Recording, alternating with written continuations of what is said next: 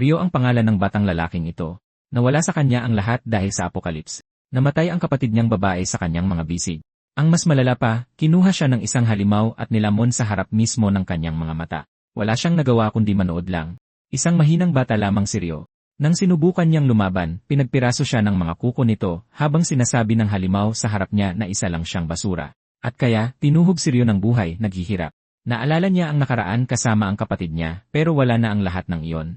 Nang magsimula ang apokalipse, dapat ay nagsanay siya para lumakas, pero wala siyang kwenta. Wala nang pag-asa si Rio, pero may lumitaw na system na nagsasabing ibabalik siya 5 taon sa nakaraan bago magsimula ang lahat. Habang naghahabol ng pera ang iba, alam niyang masisira ang mundo. Pero ngayon, mayroon si Rio na isang stolen system. Kahit na may pinakawalang kwentang class, kaya niyang gisingin ang mga sagradong dumain at magsanay bago pa ang lahat. Ngayon kapag gumuho na ang mundo, magkakaroon na siya ng dumain na imposibleng malampasan. Nanlalaki ang kanyang mga mata at pinagpapawisan ng malamig, na pagtanto niyang bumalik na talaga siya 5 taon sa nakaraan. Desperadong tumatakbo sa mga kalsada ng syudad, isinisigaw ng binata ang pangalan ni Koyuki sa abot ng kanyang makakaya. Sa pagtingin sa mga kalapit na gusali, ipinapakita ng sikat ng araw ang isang napakatahimik na syudad. Pagdating sa kwarto ng kapatid niya, nakita niya itong nakahiga sa kama at nakahinga siya ng maluwag na buhay ito. Habang nakaupo sa tabi ng kama, sa wakas ay nakumbinsi siyang hindi panaginip ang lahat ng iyon. Nakatitig sa isang punto sa madilim na kwarto, nagsimulang umilaw ng matindi ang kanyang kaliwang mata. Sa pagtingin sa digital na kalendaryo, kinumpirma niyang Abril 21 na at may impeksyon na si Koyuki. Mahigpit na hinawakan ng device, pinagsisihan niyang hindi siya bumalik 1 buwan na mas maaga para maiwasan ang impeksyon. Bigla na lang, isang asul na holographic screen ang nagsimulang magpakita ng ilang mensahe sa harap ng kanyang mukha. Umuurong at pumuposturang depensiba, malakas na nagtanong ang bata, sino yan? Binabasa ang paunawa sa harap niya, natuklasan niyang isa itong leveling up system. Mabilis siyang tumingala, malakas na nagtatanong kung ano ang nangyayari ngayon. Pagkatapos ay ipinaalam sa kanya ng screen na kailangan niyang maabot ang maximum level para mailigtas ang buong sangkatauhan. Habang pinagpapawisan, iginiit niyang hindi kailanman maililigtas ng isang taong walang kapangyarihan ang planetang Earth. Pero nagbago ang paunawa, ipinaalam sa kanya na na-unlock na ang kanyang mga kapangyarihan at kailangan niyang alagaan ang sarili niya. Nanlalaki ang kanyang mga mata, sumigaw ang binata, tinatanong kung ano ba talaga ang gustong sabihin ng panel na iyon. Bago pa siya makagawa ng anuman, inanunsyo ng system ang isang teleportation, sinasabihan ang bata na maghanda sa paglalakbay. Habang pumupulupot sa katawan niya ang ilang banda, itinaas niya ang isang kamay, hinihiling sa system na maghintay. Sa malapit sa kama, ibinulong ng babae ang tawag sa kanyang kuya, bahagya lamang nakabukas ang kanyang mga mata. Lumipat ang eksena sa isang gubat, bumulusok ang bata mula sa langit, sumisigaw habang nahuhulog sa mga puno. Bumagsak ng una ang mukha sa madamong lupa, umungol siya sa sakit, iniisip kung saan siya napadpad. Pagkatapos ay ipinaalam sa kanya ng lumulutang na screen na isa itong starting zone para subukan ang kanyang mga kakayahan. Mabilis na bumangon, sumigaw ang bata na gusto lang niyang protektahan si Koyuki sa sitwasyong ito. Pagkatapos ay ipinahayag ng system na may mga sangkap na nakakalat sa paligid para gumawa ng lunas sa laso ng dumain. Nanlaki ang kanyang mga mata habang kinukwestiyon ang lunas, naaalala ang hindi mabilang na pagkamatay sa kanyang nakaraan. Nakatayo pa rin doon, iniisip niya kung sapat na ba talaga ang pag-level up para mailigtas ang kanyang nakababatang kapatid. Sa mundong ito, ang mga lugar na kilala bilang dumain ay nagsisilbing harang na nagpapahinto sa oras. Bagamat malaki ang pagkakaiba-iba ng kanilang sukat, ang mga istruktura at lupain sa loob nito ay hindi nagbabago. Pero nagbabago ang lahat kapag pinamumugaran ng mga mahiwagang hayop at mga mutant na nilalang ang lugar sa gabi. Dahil sa patuloy na lason, tanging ang mga awakened na may partikular na antibodies ang makakapasok sa mga rehiyong ito. Nakatayo sa gubat, iniisip niya kung tunay na ba siyang naging isa sa mga awakened at kung ano ang maaaring kapangyarihan niya. Pagkatapos ay nagreklamo siya na sinabi sa kanya ng system na alamin ang lahat sa sarili niya at harapin ang mga mahiwagang hayop mayon. Kung malilinis niya ang mga dumain, ang mga nakakalat na sangkap ay maaaring gamitin para gumawa ng lunas na magliligtas sa mga tao. Ipinapakita ang kanyang determinasyon, nagpasya siyang lalaban siya kahit hindi alam kung ano ang darating. Bigla na lang, lumitaw ang mga marka ng kuko sa mga halaman habang umalingaw ang isang kakaibang ingay sa makapal na kakahuyan. Tumingin-tingin sa paligid, iniisip niya kung ano ang kakaibang ingay na yon na nagmumula sa mga palumpong. Nang mapansin ang isang kakaibang galaw, napagtanto niyang may paparating mula sa kasukalan sa unahan. Di nagtagal, isang malaking nilalang ang lumitaw sa gitna ng mga palumpong. Bumalik ito sa landas. Nakatitig sa unahan, tinatanong niya kung ano kaya ang nilalang na biglang lumitaw. Pagkatapos ay tumingin sa gilid ang nilalang, nagpapakita ng kawalang interes sa binatang nanonood dito. Nanlaki ang kanyang mga mata habang tinatanong niya kung isa nga ba talagang capybara iyon sa gitna ng dumain. Tinakpan ang kanyang mukha, sinabi niyang akala niya ay isang mahiwagang hayop iyon at natakot siya. Habang pinapanood ang hayop, nagkomento siyang hindi dapat kumakain ng ganito, katahimik dito ang isang mapayapang nilalang. Bigla siyang nakapansin ng kakaiba at itinuon ang kanyang tingin sa hindi gumagalaw na hayop. Lumipat ang tingin, ipinapakita ang capybara na kinakagat ang isang patay na hayop na nakahandusay sa kasukalan. Nakanganga ang kanyang bibig, tinanong niya kung hindi ba dapat mga herbivore ang mga capybara. Nakatitig sa halimaw ng malapitan, iniisip niya kung ito ba ay isang carnivorous na mutant na nilalang. Humihingi ng paumanhin sa pag-istorbo sa hapunan, nagsimula siyang umatras ng dahan-dahan. Pagkatapos ay sinabi niyang aalis na siya para hindi na maabala pa ang hayop. Mabilis na tumalikod, nagpasya siyang kailangan niyang tumakas mula doon sa lalong madaling panahon. Nananatili sa parehong lugar, pinanood lang ng capybara ang pagtakas ng binata sa makapal na kakahuyan. Habang tumatakbo, pinatunayan niya sa sarili na kahit anong nilalang ay maaaring mag-mutate sa loob ng isang domain. Malakas na bumagsak ang kanyang paa at natisod siya sa isang bagay na nakatago sa sahig ng gubat. Dahil sa pagkakatisod, gumulong siya pababa sa dalisdis sa gitna ng mga palumpong at tuyong sanga. Sinusubukang bumangon ng mabilis, sinabi niyang hindi siya maaaring matagpuan ng sinuman doon. Bigla na lang, lumitaw ang malalaking kuko, tinatapakan at binabali ang mga sanga malapit sa kung saan siya nahulog. Lumingon siya, iniisip kung nahabol nga ba siya ng halimaw. Nanatili siyang alerto, sinusubukang alamin kung saan nanggagaling ang kakaibang ingay na yon. Malapit sa kanyang mga paa, nakita niya ang isang nahulog na sanga ng puno na mukhang matulis. Walang sinayang na oras, kinuha niya ang piraso ng kahoy para gamiting pansamantalang sandata. Mahigpit na hinawakan ito, nagbabala siyang isusundot niya ang sanga sa ulo ng sinumang lalapit. Habang naghahanda siya, isang malabong bagay ang dumaan sa likod ng mga halaman sa napakabilis. Inikot ang kanyang katawan, itinutok niya ang dulo ng kahoy kung saan niya narinig ang dalaw. Sa hindi inaasahan, tumalon ang halimaw mula sa isang direksyon na iba sa inaasahan niya. Pagkatapos ay nagreklamo siya na akala niya ay manggagaling sa kaliwa ang atake. Sumisigaw sa sakit, kinagat siya ng halimaw, na ibinaon ang mga ngipin nito sa kanyang binti. Nagulat nang makita ang dalawang nilalang, nagmura siya, napagtantong dalawa pala sila. Sumugod ng diretsyo sa kanya, kinagat ng isa ang kanyang braso ng malakas, na nagpadugo dito. Sinamantala ng isa pa ang pagkakataon at kumagat ng malalim sa kanyang binti, na sumugat sa kanya. Desperadong sinusubukang labanan ang mga halimaw, sumigaw siyang kakagatin siya ng mga ito hanggang mamatay. Tumingin-tingin sa paligid ng natataranta, desperado siyang naghahanap ng paraan para matanggal sila. Hirap na iniabot ang kamay, nagawa niyang kunin ang isang makapal na sanga sa lupa. Humihila ng buong lakas, sinusubukan niyang itulak ang nilalang palayo sa kanyang binti. Bigla na lang, ang sanga na hawak niya ay humampas ng malakas pa itaas sa hangin. Gamit ang galaw ng sirang sanga, nagawa niyang maipit ang nilalang sa kanyang binti. Habang naiipit ng sanga ang nilalang, binitawan ng isa pa ang kanyang braso at umatras. Naipit ng mga sanga sa itaas, naiwan ang mga halimaw na nakabitin habang pinapanood sila ng lalaki mula sa lupa. Matamang nakatitig sa kakaibang eksena, tinanong niya ang sarili kung ano ba ang nangyayari. Pagkatapos, inihampas ng mga ugat ang mga halimaw ng buong lakas sa lupa habang pinapanood niya mula sa malayo. Mabilis na bumangon at hawak ang kanyang sugatang braso, idineklara niyang ito na ang kanyang pagkakataon. Matapos makahanap ng matulis na piraso ng kahoy sa lupa, hinawakan niya ang bagay ng mahigpit. Ibinuka ang bibig sa isang sigaw, itinaas niya ang troso gamit ang kanyang mga kamay para umatake. Sa harap niya ay nakahandusay ang dalawang pinatay na mutant na nilalang sa gitna ng gubat. Huminga ng malalim, tiniyak niya sa sarili na sa wakas ay ligtas na siya. Naaalala ang laban, napansin niyang nagawa niyang talunin ang mga halimaw ng mag-isa. Bigla niyang napagtanto na lubos na niyang naiintindihan ang kanyang tunay na kapangyarihan. Isang notification ang lumitaw sa harap niya na nagsasabing ang sensory control ay na-unlock na. Habang nakatingin sa screen, nagtataka siyang nagtanong kung ano ang kahulugan ng kontrol na ito. Habang ang iba ay nagigising na may elemental o pisikal na regalo, hirap siyang intindihin ang sa kanya. Habang tinitingnan ang kanyang braso, inaamin niyang hindi pa niya narinig ang kakayahang ito. Isang sanga ang tumagos sa katawan ng halimaw, ipinapakita kung paano ito napatay. Matapos hawakan ng baging, ikinuwento niya na kusa itong kumilos. Habang nakatingin sa baging sa lupa, iniisip niya kung ang kapangyarihan niya ay kontrolin ang mga halaman o mga katulad nito. Mabilis niyang iwinaksi ang ideya, sinasabing iba sana ang ipapakitang impormasyon ng system. Dahil sa pagdududang ito, iniisip niya kung mas malawak ba ang sakop ng mga bagay na kaya niyang utusan. Direktang kinausap ang asul na screen, hiniling niya sa system na ibalik siya sa kanyang orihinal na mundo. Pagkatapos ay ipinaalam sa kanya ng system na magbubukas lamang ang labasan kapag nawasak na ang energy core. Dahil sa tugon na ito, ipinaliwanag niya na ang core na ito ay karaniwang matatagpuan sa loob ng pinakamalakas na halimaw. Umatras ng ilang hakbang, nagtanong siya kung gusto ba ng system na mamatay siya dito mismo. Bigla siyang natigilan, naramdaman na may malaking gumagalaw sa kanyang likuran.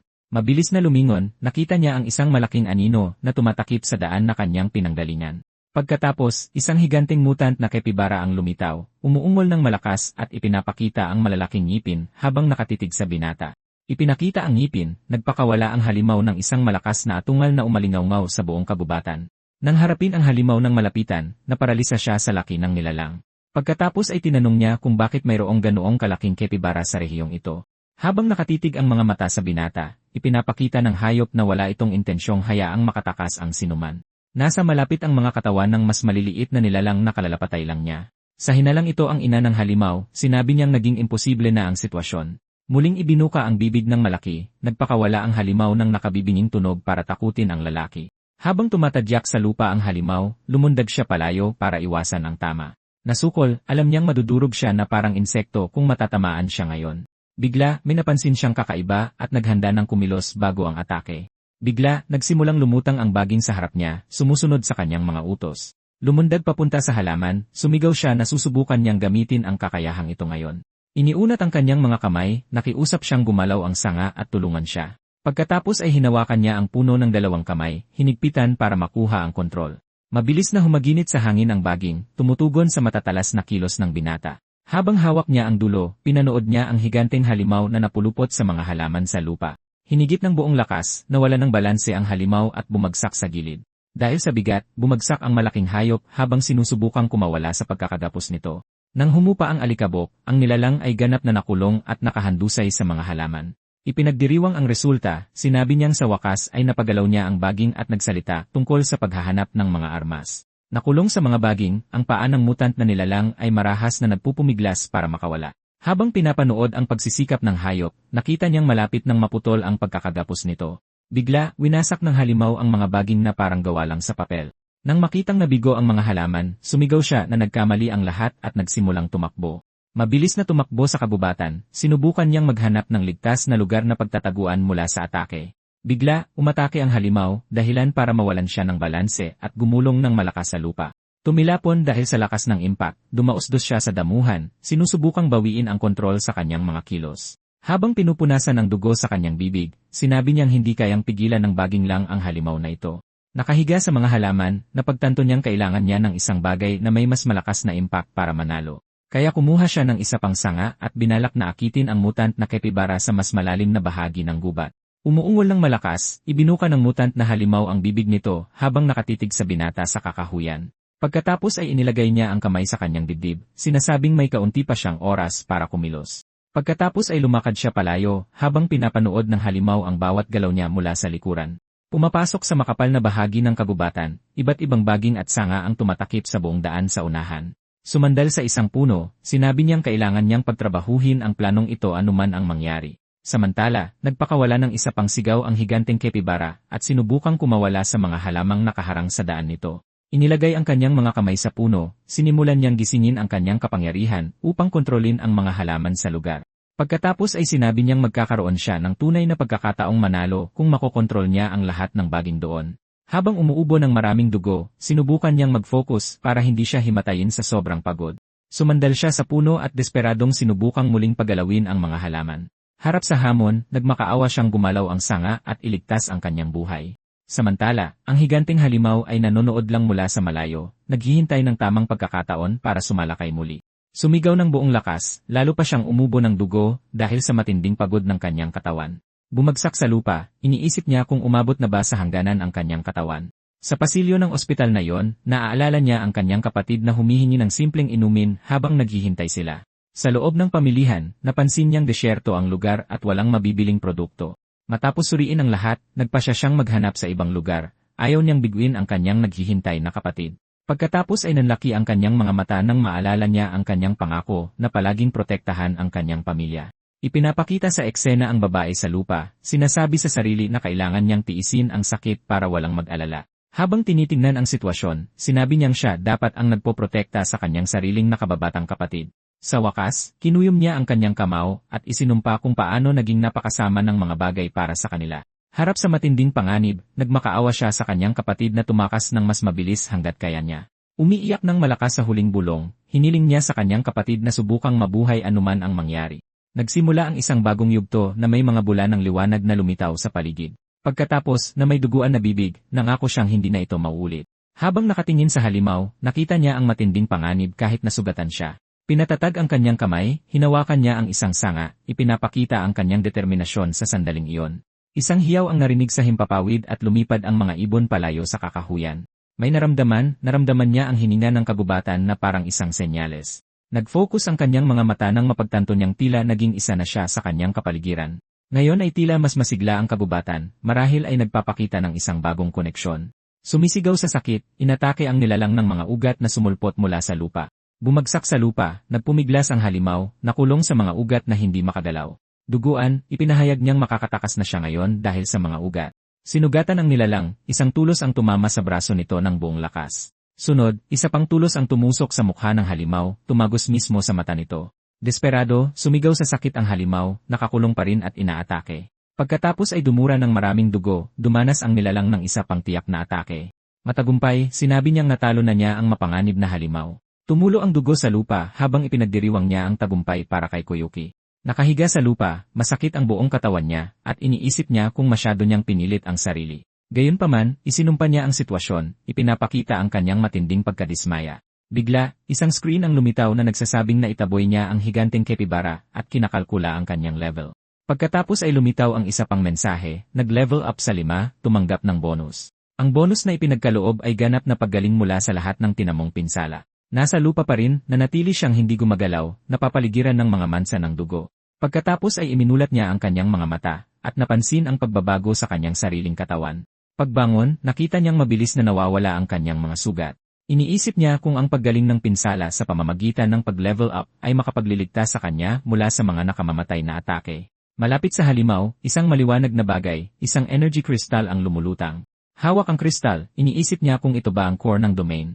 Ilang kristal ang lumutang sa paligid, at naalala niyang nagiging mga item ang mga ito bago mawala. Bigla, isang asul na cube at isang espada ang lumitaw, na nagpapakita ng mga bagong item. Hawak ang sandata at ang cube, inisip niyang maswerte siya na naging espada at energy stone ang mga ito. Napansin niya ang isang rosas na bulaklak na lumulutang at nagtaka kung ano ito. Nag-iba ito ng anyo at naging isang tubo na may lilang likido, na nagpapakitang isa itong painkiller. Pagkatapos, hawak ang vial, tinanong niya kung maaari niya itong gamitin para kay Koyuki. Nasa sahig si Koyuki. Hindi matiis ang sakit mula sa lason at walang lunas. Dahil sa tuwa, umiti siya at sinabing hindi na magdurusa si Koyuki dahil sa gamot na ito. Isang mensahe ang nagpaalam sa kanya na ang mga domain ay may mga pain organism na kinakalkula ang mga level. Lumitaw ang isa pang mensahe na nagsasabing na-unlock na ang backpack function para sa mga item. Naguguluhan, tinanong niya kung paano niya dapat maramdaman ang mga bagay mula ngayon. Sunod, nagbabala ito na maglalaho ang domain kasama ang energy core. Sinubukang sumabat, hiniling niyang maghintay, sinasabing hindi pa nasasagot ang kanyang tanong. Kumislap ang kanyang mga mata nang mapansin niya ang isang kakaibang bagay sa paligid niya.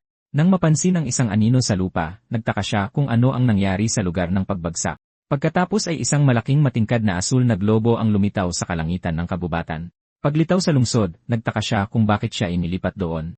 Nabangga ang balikat ng isang tao, sinabi niyang kailangan niyang umuwi para subukan ang gamot kay Koyuki. Sa likuran niya, sinabihan siya ng isang lalaki na tingnan ang kanyang dinadaanan.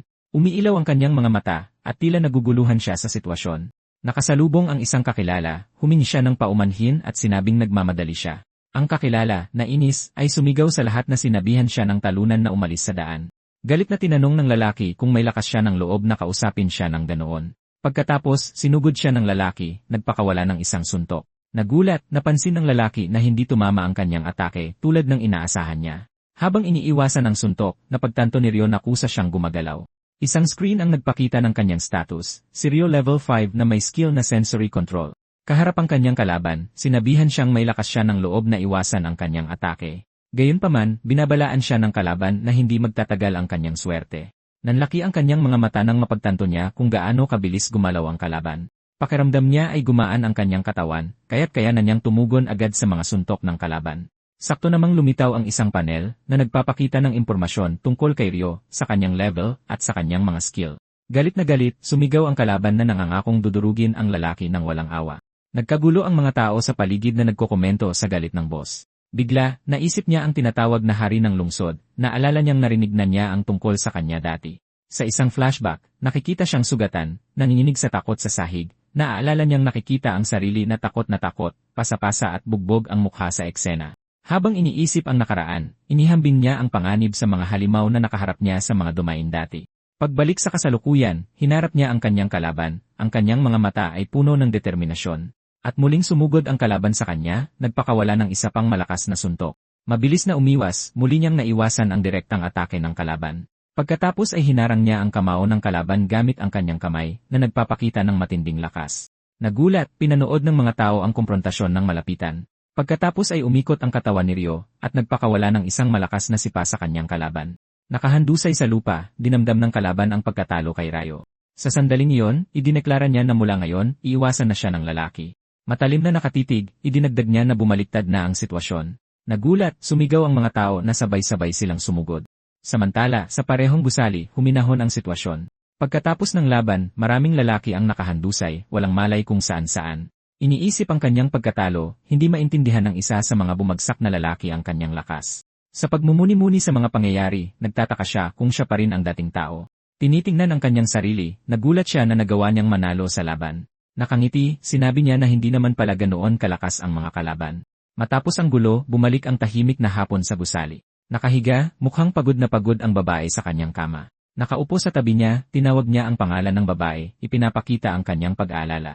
Pinaandar ang asul na panel, pinalitaw niya ang control screen. Gamit ang isang maliit na vial, inihanda niya ang gamot sa kanyang kamay. Pasapasa ang mukha, iniisip niya kung gagana ba ng maayos ang painkiller. Pagkatapos ay ibinuhos niya ang likido mula sa vial sa bibig ng babae. Pinagpapawisan ng malamig, nasasaktan pa rin siya, ngunit tila nakakaramdam ng kaunting ginhawa. Dahil dito, ipinikit niya ang kanyang mga mata, na mas payapang nagpapahinga. Nagdiwang siya, sinasabing talagang gumana ang gamot. Pagkatapos, tinanong niya ang system kung saan makikita ang mga sangkap para sa antidote. Sumagot ang system na nasa mga mapanganib na lugar ang mga sangkap at delikadong pumunta ngayon. Nag-iisip, naiintindihan niyang kailangan niyang magpatuloy sa pag-level up sa mga domain. Kumikibot ang mukha, tila nagigising na ang babae, nang hihina pa rin. Tinanong niya kung gising na siya, at tinanong niya kung ano ang nangyari. Nakakaramdam ng kakaiba sa sitwasyon, sinabi niyang mahina ang kanyang katawan, ngunit nawala na ang sakit. Gumaan ang loob, niyakap niya ito ng mahigpit, ipinapahayag ang kanyang kaligayahan sa ginhawa nito. Gayunpaman, tinanong niya kung bakit siya puro pasa. Nang makita ang kanyang mga sugat, nanlaki ang kanyang mga mata sa gulat. Dahil sa kanyang sugatang mukha siyang nabigla sa reaksyon nito. Habang hinahawakan ang kanyang pasapasang mukha, narinig niya itong nagtatanong kung bakit siya sugatan.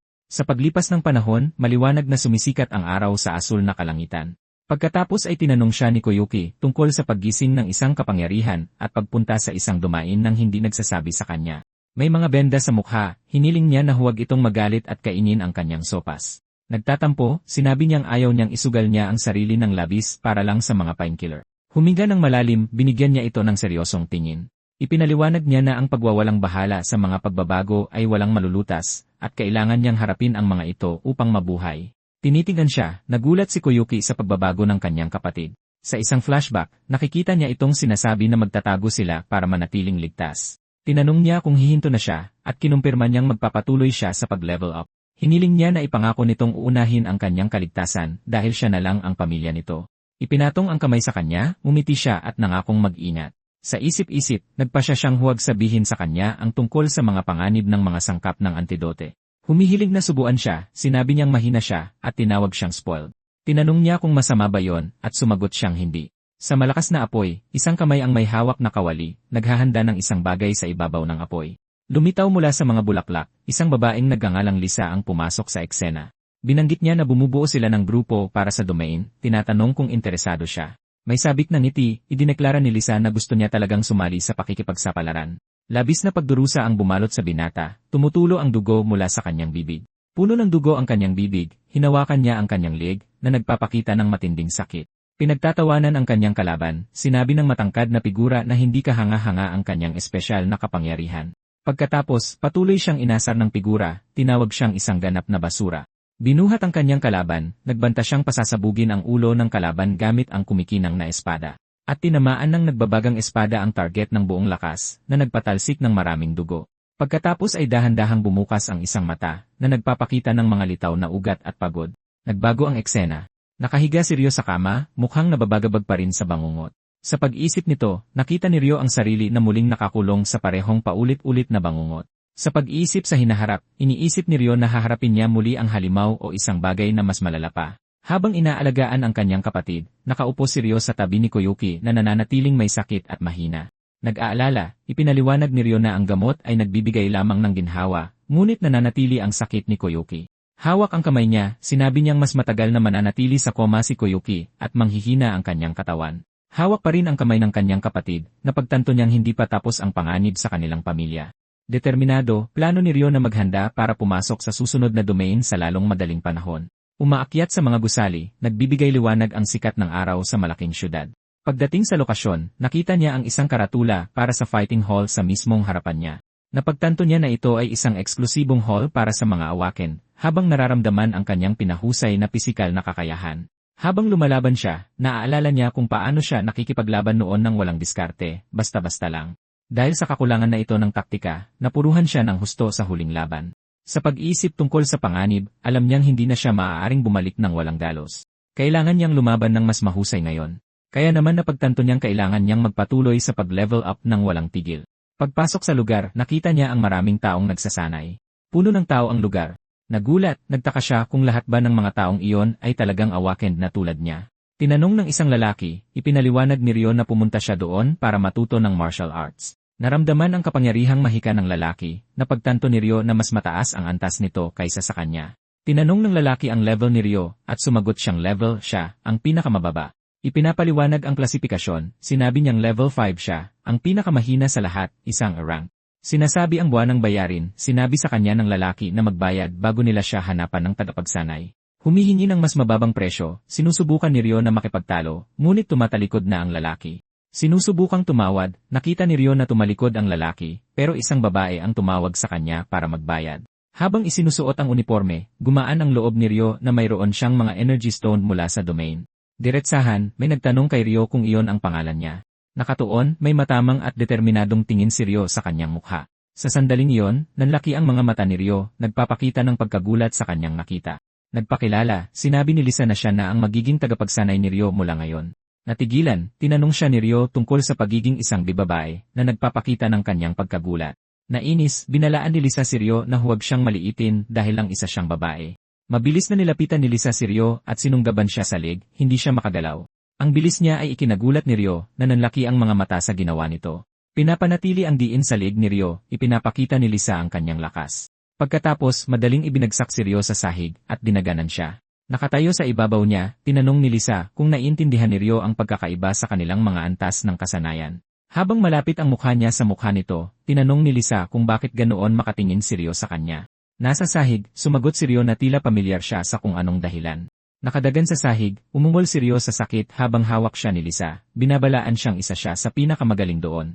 Tinatanong ang sarili, nagtataka si Lisa kung bakit ang isang taong may kasanayan na tulad niya ay nagsasanay ng isang taong napakahina. Sa pag-isip tungkol sa sitwasyon, naniniwala si Ryo na sinasanay siya ni Lisa dahil walang ibang gusto siyang maging estudyante. Tumatawa, sinabi ni Lisa na matalino si Ryo kahit mukha siyang wala sa sarili at nagtaka siya kung totoo iyon.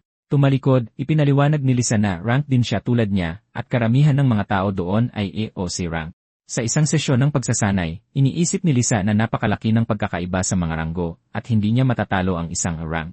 Nagbago ang tagpuan sa isang kusina kung saan nagrereklamo si Lisa tungkol sa pagkakatali sa mga gawaing bahay. Nakangiti, pinasalamatan ni Lisa si Ryo dahil ngayon ay mayroon na siyang sinasanay na kapareho niya ng ranggo. Tuwang-tuwa, inanyayahan ni Lisa si Ryo sa isang ekspedisyon sa Goose Domain at labis siyang nagulat.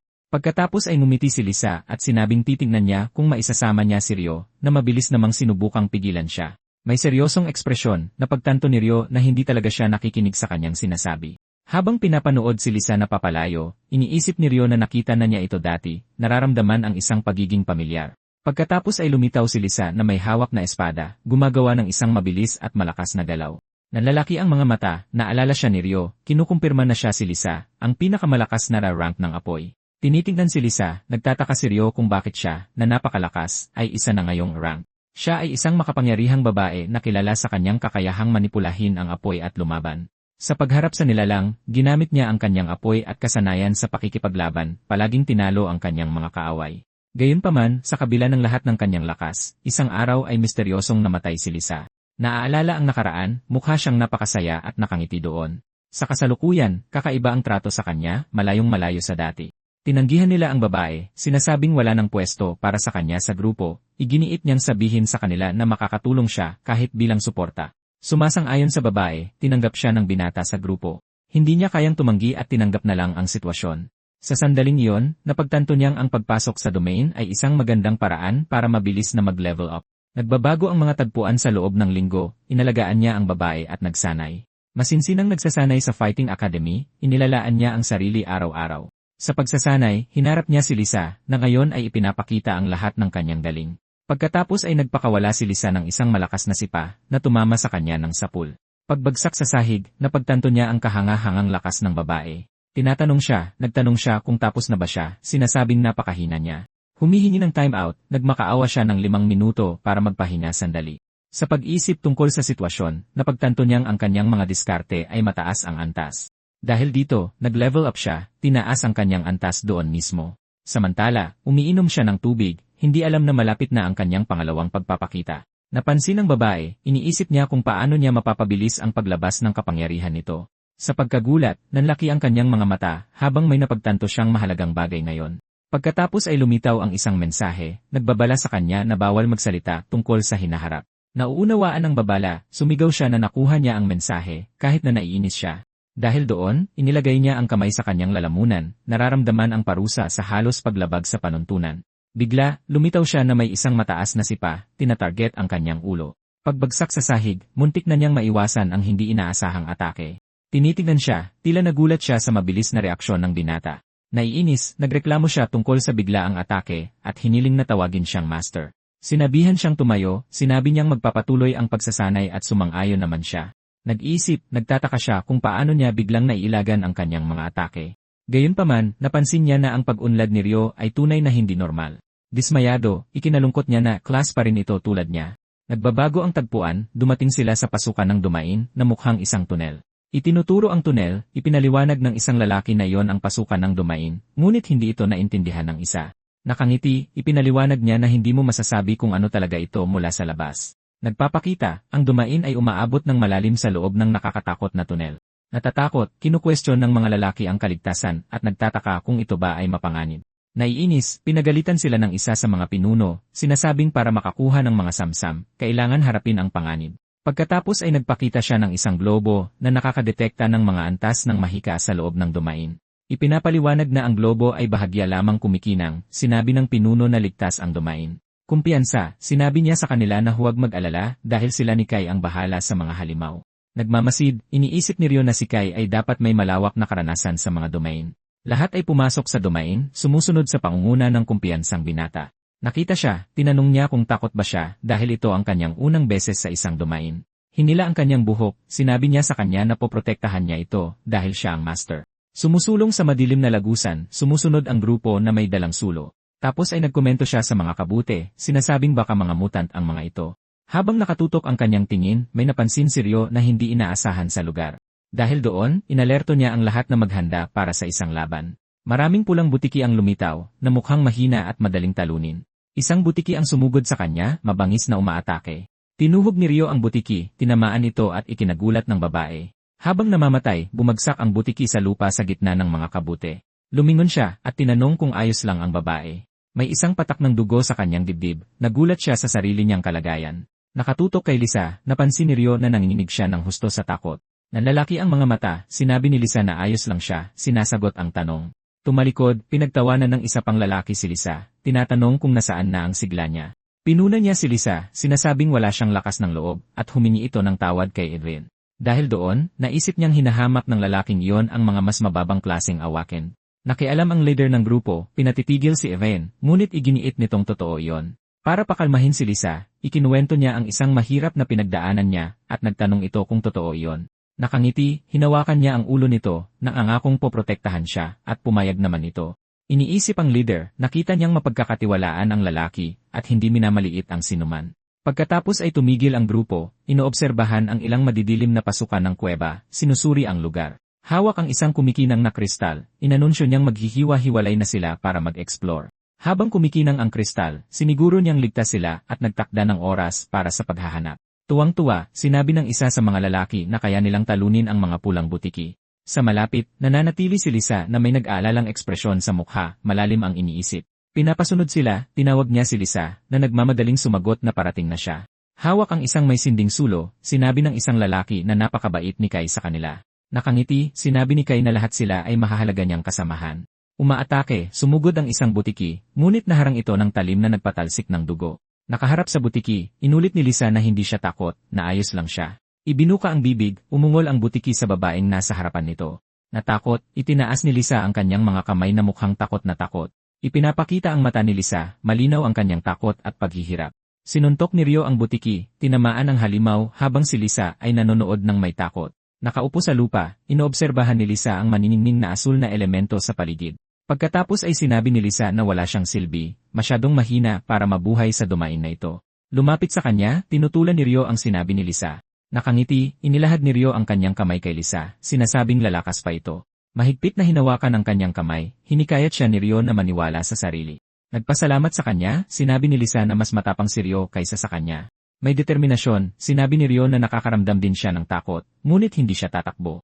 Tinanong ni Lisa si Ryo kung mayroon ba siyang dahilan para lumakas. Iniisip si Kai na mula siya, iniisip na lumalaban kasama nito. Pagkatapos, nahihiyang sinabi ni Lisa na mabuti ang pakikitungo ni Kai sa lahat, kahit sa mga class member. Sa lupa, ilang asul na kabute ang naglalabas ng bahagyang liwanag.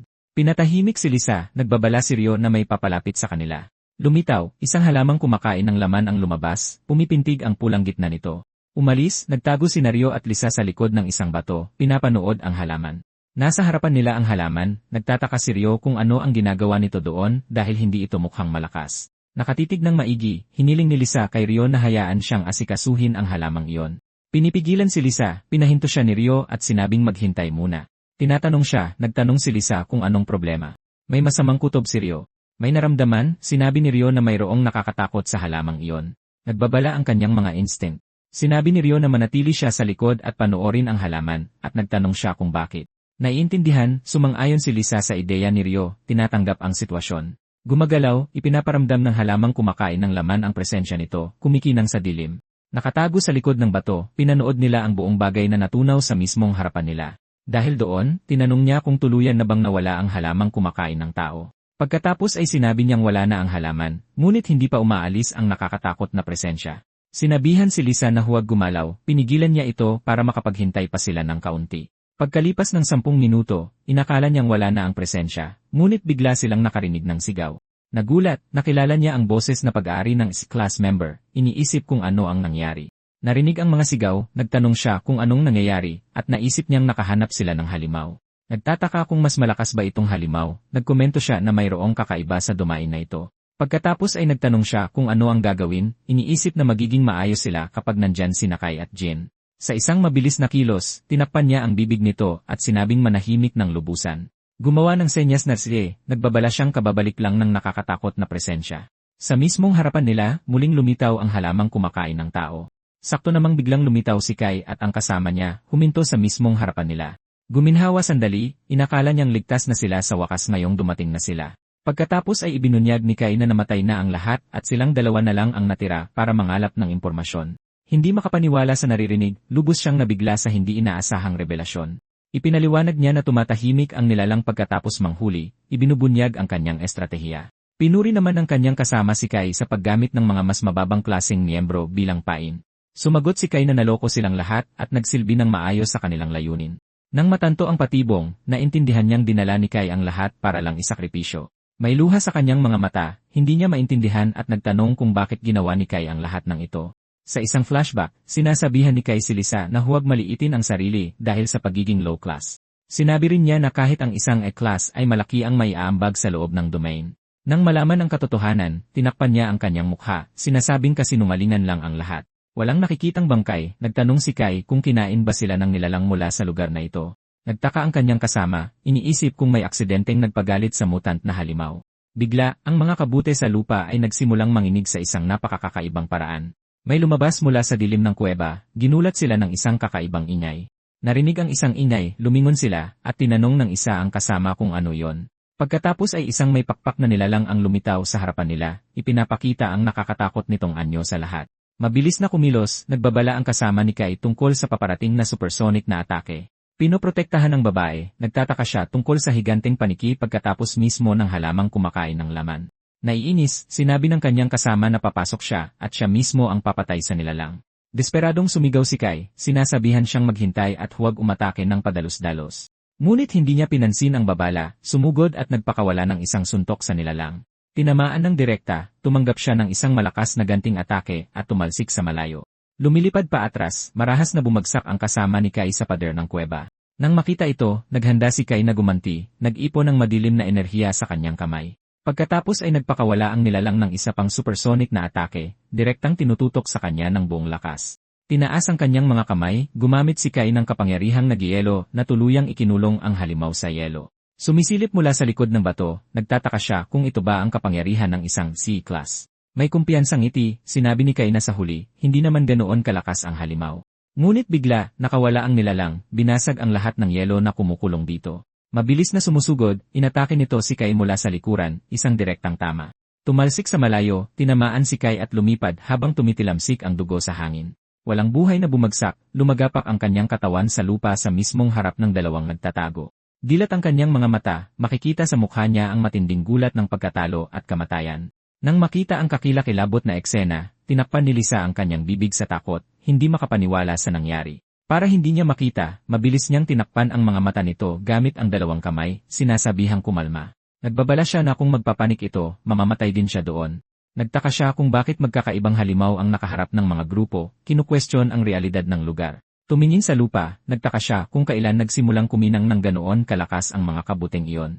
Pinagdugtong-dugtong ang mga pangyayari, sa wakas ay pinaghihinalaan niyang mga guni-guni ang sanhi ng lahat. Humarap kay Lisa, tinanong niya kung kaya nitong sunugin lahat ng kabute gamit ang apoy nito. Pagkatapos ay sinabi niyang ilusyon lang ang halaman at ang paniki, pero hindi ang mga pagkamatay. Dahil dito, sinabi niyang sa pagsunog ng pinagmulan, baka makita nila ang katotohanan. Sa ganitong paraan, maaaring maipakita sa kanila ang tunay na anyo ng nilalang. At nawasak ang ilusyon na naglantad sa isang higanteng ahas sa mismong harap nila. Nang makita ang nilalang, nagtanong siya kung ano yon, at sinabi niyang iyon ang tunay na halimaw. Sa matamang pagtingin, napansin niyang may energy core ang higanteng ahas. Nang mapansing tumatalikod ang nilalang, iminungkahi niyang samantalahin ang pagkakataong tumakas. Ngunit biglang umatake ang ahas, at sinalag niya ito mula sa pagtama sa pader. Tumatayo sa harap nila, naghahanda ang higanteng ahas para sa isang nalalapit na pag-atake. Nagtanong siya kung bakit hindi kumalma ang nilalang, at napagtanto niya ang kakilakilabot na katotohanan. Nakabuka ang bibig, naghahanda ang ahas na atakihin silang dalawa. Nang makitang atake na ito, hinila niya si Lisa, at halos hindi nila naiwasan ang atake. Lumingon ng gulat, sinabi niya ritong muntik na sila doon. Tinamaan ng buntot nito, pareho silang tumalsik sa gilid, dumura ng dugo dahil sa lakas ng tama. Ngayong sugatan, napagtanto niyang walang paraan para iwasang labanan ang nilalang na ito. Kaya sinabi niyang kailangan nilang sirain ang core para isara ang dumain o mamamatay sila doon. Ipinaliwanag ang plano, sinabi niyang hulihin niya ang ahas para masunog ni Lisa ang mga baging. Takot na takot, sinabi niyang hindi niya kaya, na imposible itong gumana. Seryoso ang mukha, nagbabala siyang kung hindi niya gagawin, pareho silang mamamatay. Sinabi niyang wala silang ibang pagpipilian. Kailangan nilang lumaban para mabuhay ngayon. Naalala ang mga baging, sinabi niyang kailangan lang niyang makarating doon sa tamang oras. Nakikita ang paparating na atake, sumigaw siya ng desperado, sinasabing mag-ingat siyang mabuti. At noon, direkta siyang tinamaan, tumilapon patalikod at dumura ng maraming dugo. Lumilipad papunta sa lupa, palapit ng palapit ang kanyang katawan sa mga baging. Sa kabila ng hirap, iniabot niya ang kanyang kamay at nagawang hawakan ang isa sa mga baging sa lupa, hinawakan ang halaman. Na-activate ang kanyang control ability, na nagbigay daan sa kanya na manipulahin ang lahat ng ito. Pagkatapos ay ipinakita ng system window ang pag-activate ng kanyang sensory control ability. Gamit ang kanyang kapangyarihan, sumulpot ang mga baging mula sa lupa at mahigpit na iginapos ang ahas. Matapos bitagin ang ahas, sinigawan niya si Lisa na kumilos agad ng walang pag-aalinlangan. Paralisado, sinabi niyang hindi niya kaya, na imposible para sa kanya ngayon. Naalala siya, naisip niyang hindi siya tumatakbo dahil may dahilan siyang lumaban. Isa pang alaala ang nagpapakitang responsibilidad niya bilang isang awakened na isara ang lahat ng domain. Nag-ipon ng lakas ng loob, sinabi niyang hindi siya maaaring umatras at kailangang lumaban ng buong lakas. Samantala, lalong humigpit ang mga baging, pinipigilan ang ahas sa pwesto nito. Umungol ng malakas, nilamon ng matinding lilang apoy ang nilalang. Nagdiriwang, sinabi ng babae na may dugo sa bibig na nagtagumpay sila. Naguguluhan, kinwestiyon ng binata ang reaksyon ng nilalang na hindi dapat nangyayari. Pagkatapos, ang nilalang, na ngayon ay parang ahas, ay lumitaw ng mayabang, nakatingin sa kanya. Pumulupot sa babae, mahigpit siyang binitag ng malaking ahas na nagpatilamsik ng dugo. Sinisigaw ang pangalan niya, ipinakita ng binata ang kanyang desperasyon sa sitwasyon. Tumatayog sa itaas niya, naghahanda ang dambuhalang lilang ahas sa pag-atake nito. Puno ng galit, nagtataka ang binata kung ano ang kanyang nagawang mali habang duguan. Sa sandaling iyon, isang matinding liwanag ang suminag mula sa katawan ng ahas na nakakuha ng atensyon. Napansin ang liwanag, nagtaka ang binata kung ang ahas ay isa lang talagang ilusyon. Mabilis na bumaba, sumugod ang ulo ng ahas patungo sa nakahandusay na babae. Tumalon, lumapit ang binata, naghahanda ng panibagong atake. Tinamaan ang lilang katawan, bumangga siya sa ibabaw nito, naramdaman ang tekstura nito. Gulat, pinagmasdan ng binata ang lilang liwanag, napansin ang isang bagay na hindi inaasahan. Lumapag sa ibabaw ng halimaw, ipinuwesto niya ang sarili para ipagpatuloy ang laban. Malakas na bumagsak, tumama sa lupa ang binata pagkatapos ng atake ng nilalang. Napagtanto ang katotohanan, sinabi niyang ito ang tunay na anyo ng halimaw. Umungol, ipinakita ng nilalang na isa itong galit na ahas na bato. Bumangon, naghanda ang binata para sa panibagong galaw, naghahanap ng solusyon. Hinugot ang espada, kumuha siya ng posisyon sa pag-atake, tinututok sa target. Sa pag-atake sa halimaw, naintindihan ng binata na gawa sa bato ang katawan nito. Mabilis na umikot, sinubukan siyang tamaan ng ahas, ngunit bahagya niyang naiwasan. Determinado, sinabi ng binata na hindi siya susuko anuman ang mangyari. Samantala, may lumitaw na mensahe na naglalantad ng bagong kapangyarihan. Gulat, nakita ng binata ang isang bagay na nakakagulat, nanlaki ang kanyang mga mata, mukhang isang higanteng ahas. Nagtaka siya kung may mahikang dumadaloy sa loob nito. Pagkatapos ay isang bahagi nito ang kumislap ng maliwanag, at napagtanto niyang iyon ang kahinaan ng halimaw. Nalalasahan ng dugo, naramdaman niya ang bilis nito, at alam niyang kailangan niyang tumalon ng mabilis para umatake. Humarap sa kalaban, naghanda siya, sinusubukang alamin kung paano susulong sa pag-atake. Sa kabila ng hirap, nanatili siyang nakatuon, seryosong-seryoso ang kanyang ekspresyon. Nakahiga sa lupa, iniisip niyang nabigo ang atake, nagtataka kung bakit hindi na lang siya tumakas. Nagbago ang eksena at isang figura ang malakas na sumipa sa hangin. Mukhang seryo na mabilis kumilos. Tinamaan ng sipa ang kabilang lalaki at mabilis na nawala ng balanse, bumagsak sa lupa. Sinusubukang protektahan ang sarili, nakita niya ang isang kamay na papunta sa kanyang ulo, halos hindi siya tamaan. Sa sandaling iyon, sinigawan siya ng babae, hinihingi na malaman kung ano ang ginagawa ni Ryo. Mukha siyang galit na galit. Sumagot siya na umiiwas lang siya sa mga atake nito, binabalaan siyang mapupunta siya sa ospital kung tatamaan siya. Nagbilang siya sa kanyang mga daliri. 3 beses ka nang umiwas, sabi niya, tinatanong kung problema ba yon. Galit na galit, pinaalalahanan niya itong kailangan niya siyang talunin, at hindi niya makukuha ang panalo sa pagtakas. Hawak ang kanyang espada, naiintindihan niyang walang mareresolba ang pagtakas. Kailangan niyang gumanti ng atake para mabuhay. Tumalon patungo sa nilalang, ipinakita niya ang kanyang determinasyon at muling umatake ng walang pag-aalinlangan. Nakulong si Ryo, pero gumiti siya at sinabing hindi pa tapos ang laban. Bigla, nakalutang siya sa hangin, napapalibutan ng matitibay na sanga. Samantala, pumulupot ang malalakas na sanga sa higanteng batong halimaw. Umakyat sa halimaw, pumwesto siya, handang humampas gamit ang kanyang espada. At ganoon na nga, ibinaon niya ang talim diretsyo sa katawan ng batong kalaban. Napagtanto niyang malaki ang inunlad ng kanyang pisikal na kakayahan mula nang mag-level up siya. Naalala rin niya ang mahirap na pagsasanay kasama si Lisa, na malaki ang naitulong sa kanya. Sabi niya ang target ay 2,000 reps, at sa tingin niya ay kabaliwan yon. Pinatatag ang kanyang atake, tinutok niya ang kahinaan, determinadong tapusin ito. Tumalon, idineklara niyang naroon lang ang kahinaan at magiging madali lang ito.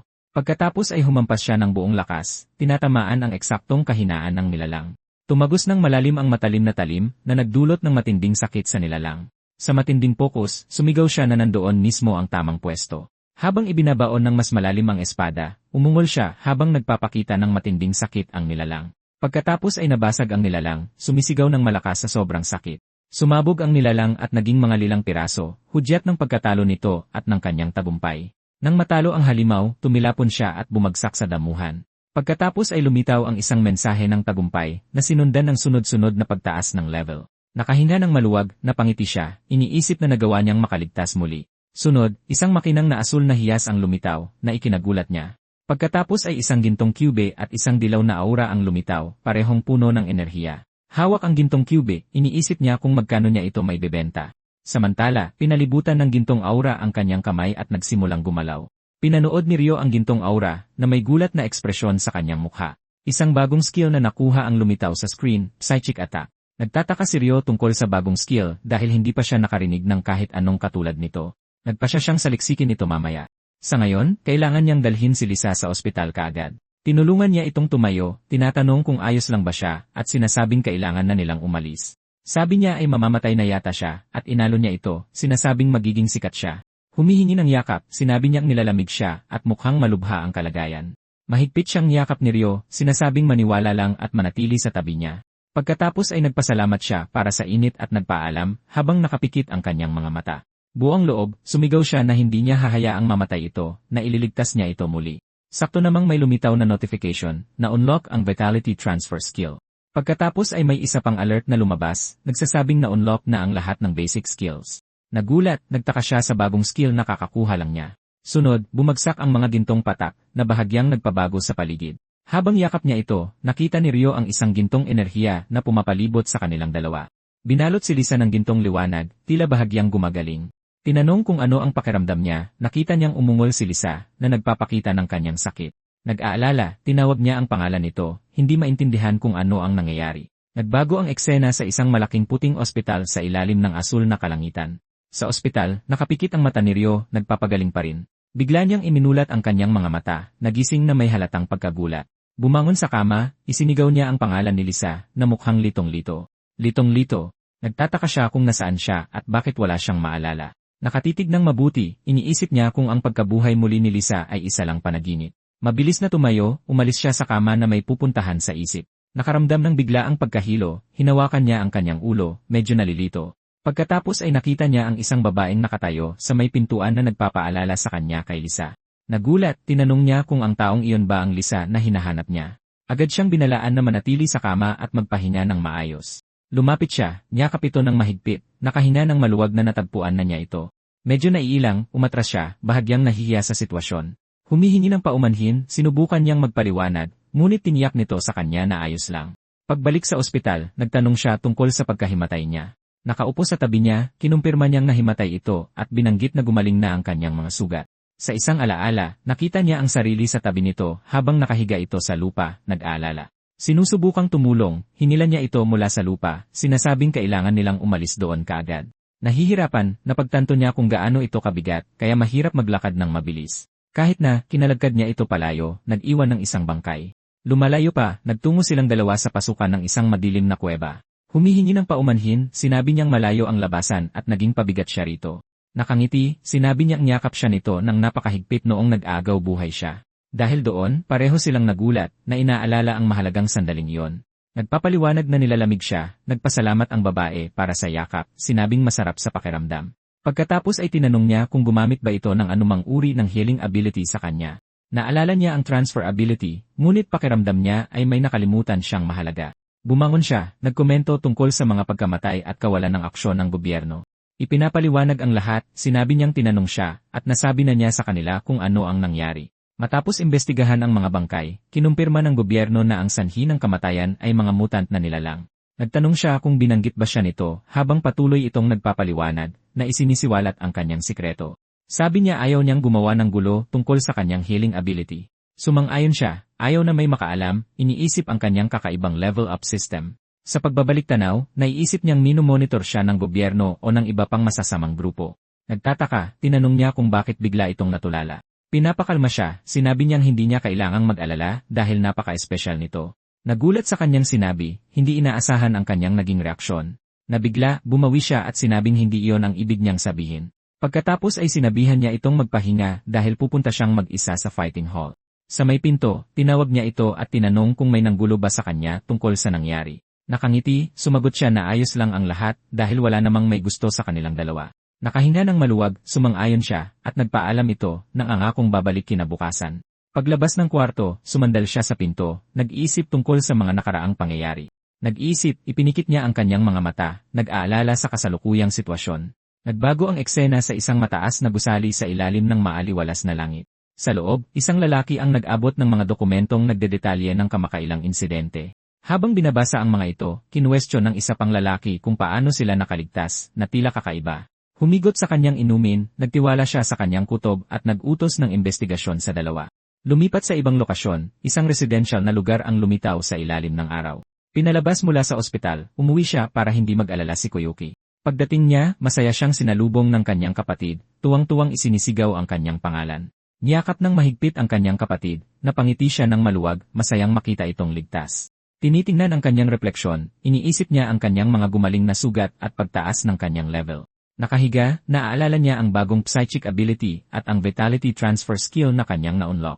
Ipinapakita ng mga detalye ng skill na posibleng ibalik ang sigla ng mga kalapit na nilalang. Nakangiti, ipinagdiriwang niya ang kanyang bagong kakayahang pagalingin ang sarili gamit ang sigla ng iba. Nakahiga, hawak niya ang isang makintab na item at agad na inisip na ibenta ito.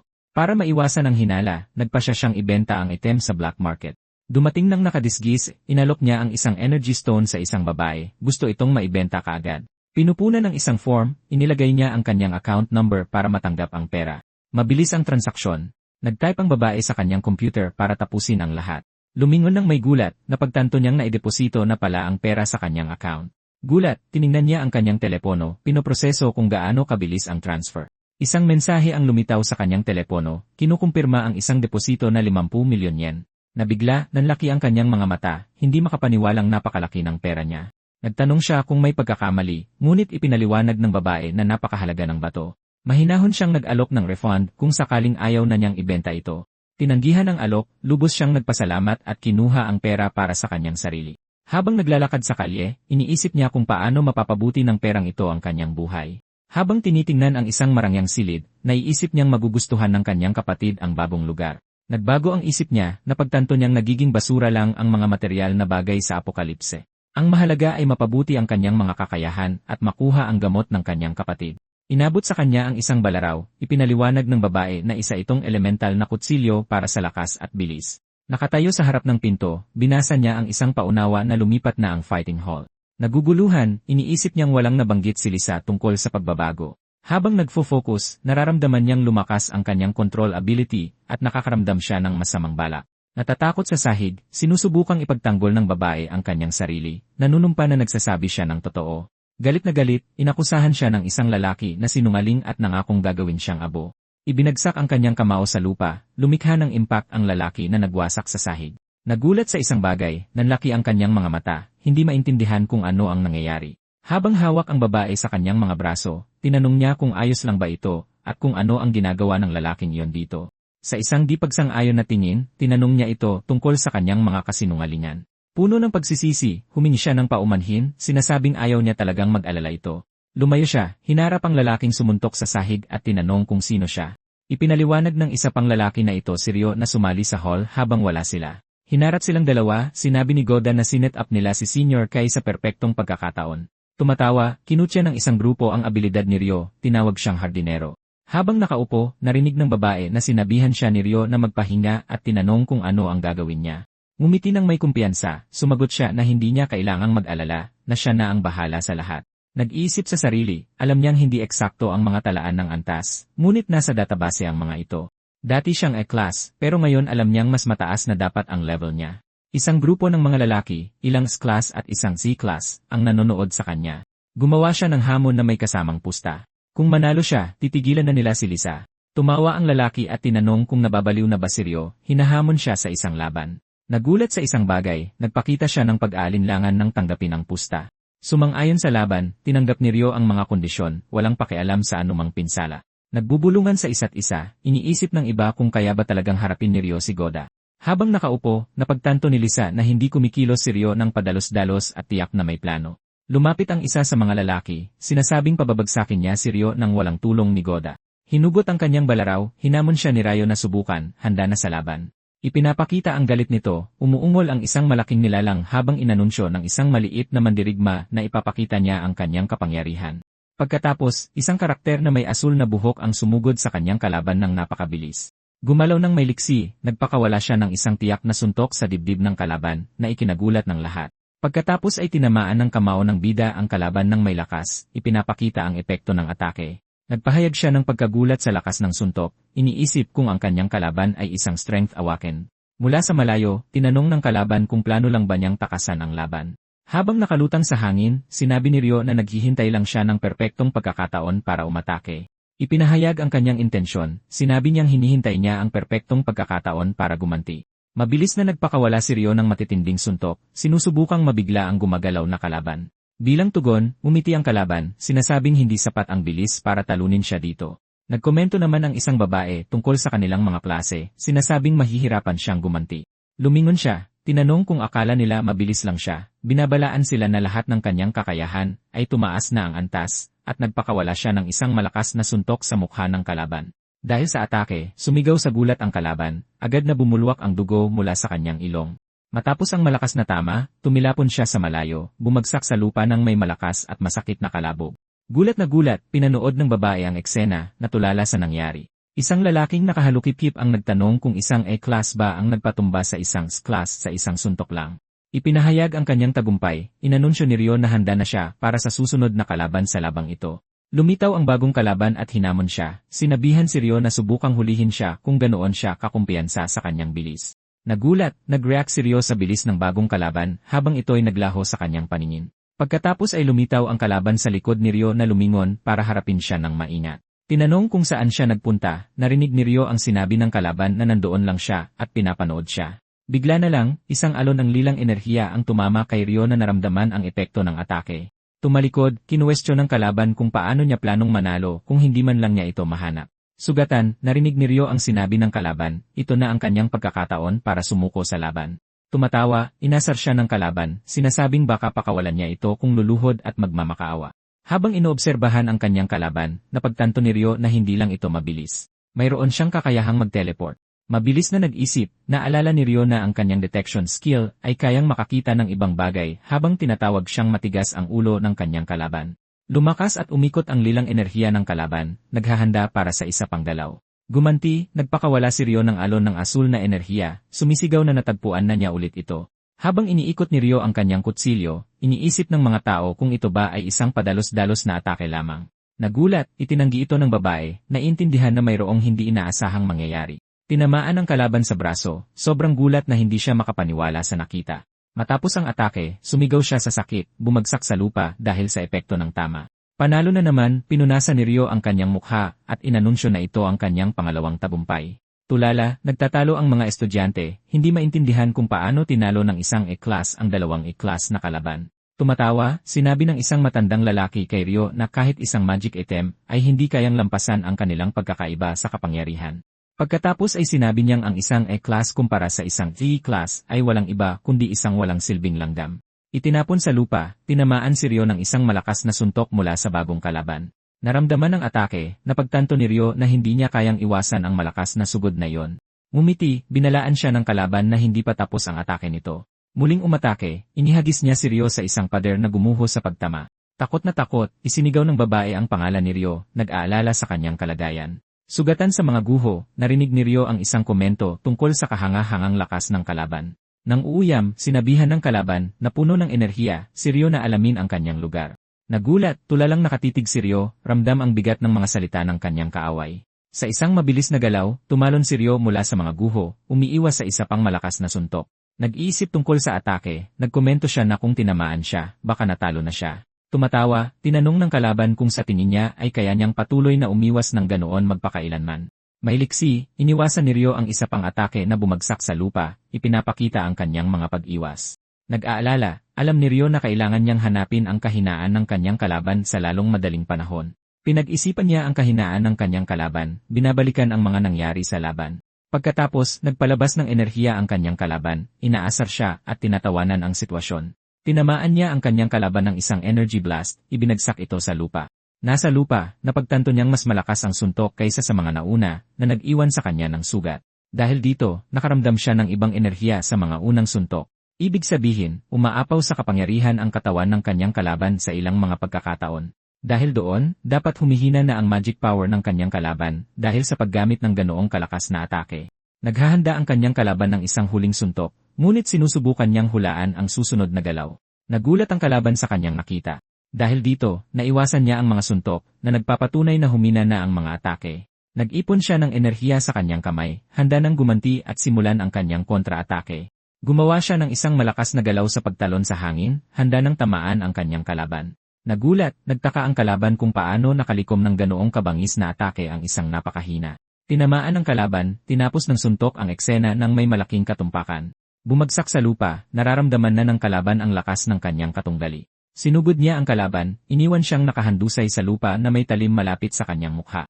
Ipinahayag niya ang tagumpay habang tinatanong siya ng kalaban kung paano niya nagawang isugal ang lahat. Sinabing sinusubukan lang niyang mabuhay, ipinaliwanag niya na ang iba ay hindi pa kailanman isinugal ang kanilang buhay. Humarap sa iba, binalaan niya sila na ang mga totoong mahihina ay naroroon mismo, sumisigaw na pababagsakin nila ang bida. Naghahanda ang mga kalaban na sumalakay. Mag-ingat ka, sigaw ng babaeng nakaupo sa bida.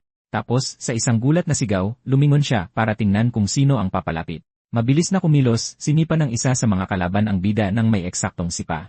Pagkatapos, tinamaan siya ng lilang atake habang sumali ang isa pang kalaban sa pagsalakay. Tumilapon sa malayo, malubha ang kanyang pagdurugo, bumagsak dahil sa tama. Bumangon, inatake ng leader ng kalaban ang bida gamit ang alon ng asul na enerhiya. Tinamaan ng enerhiya ang bida, malakas siyang bumagsak sa lupa. Samantala, sinabi sa kanya ng kalaban na huwag maging mayabang dahil lang sa nakipaglaban siya ng kaunti. Sinisigaw ang kanyang pangalan, tumayo ang babae, ang kanyang mga kamay ay puno ng apoy. Isang lalaki ang humawak sa kanya mula sa likuran, sinabing hindi dapat makialam ang isang manonood sa laban. Sumigaw ang babae na dapat isa laban sa isa ang laban. Umisi, tinanong ng kalaban kung sa tingin niya ay duwag sila. Tumatawa, tinanong ng isa sa mga kakampi kung hindi ba sila lumalaban ng patas.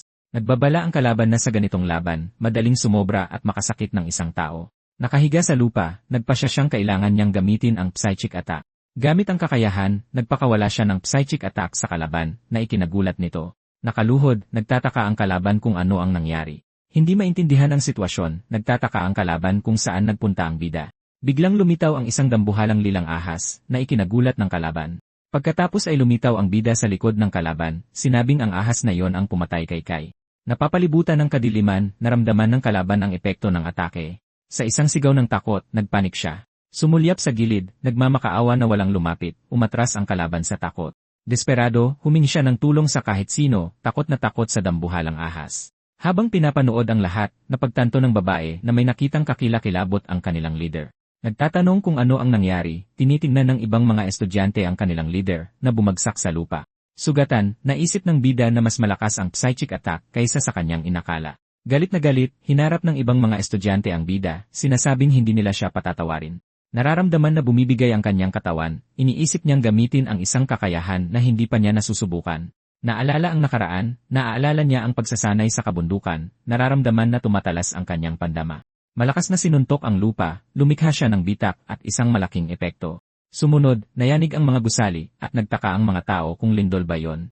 Nagtakbuhan ang mga tao sa desperasyon, habang isang kumikinang na lalaki ang nakatayo lang, pinapanood ang kaguluhan. Tumanggap ng malakas na suntok ang isang manlalaban, dumudugo ang kanyang mga kamay mula sa isang kahanga-hangang atake. Inilunsad ang kanyang kalaban sa ere, ipinagpatuloy niya ang pag-atake, nasugatan silang pareho sa pag-aaway. Natatakot, pinapanood ng dalaga at isang lalaki ang eksena, habang nakaupo pa rin sa lupa. Hinawakan ang liig ng kalaban, kinuwestiyon niya ang lakas nito at ang mga sugat mula sa kanilang mga laban.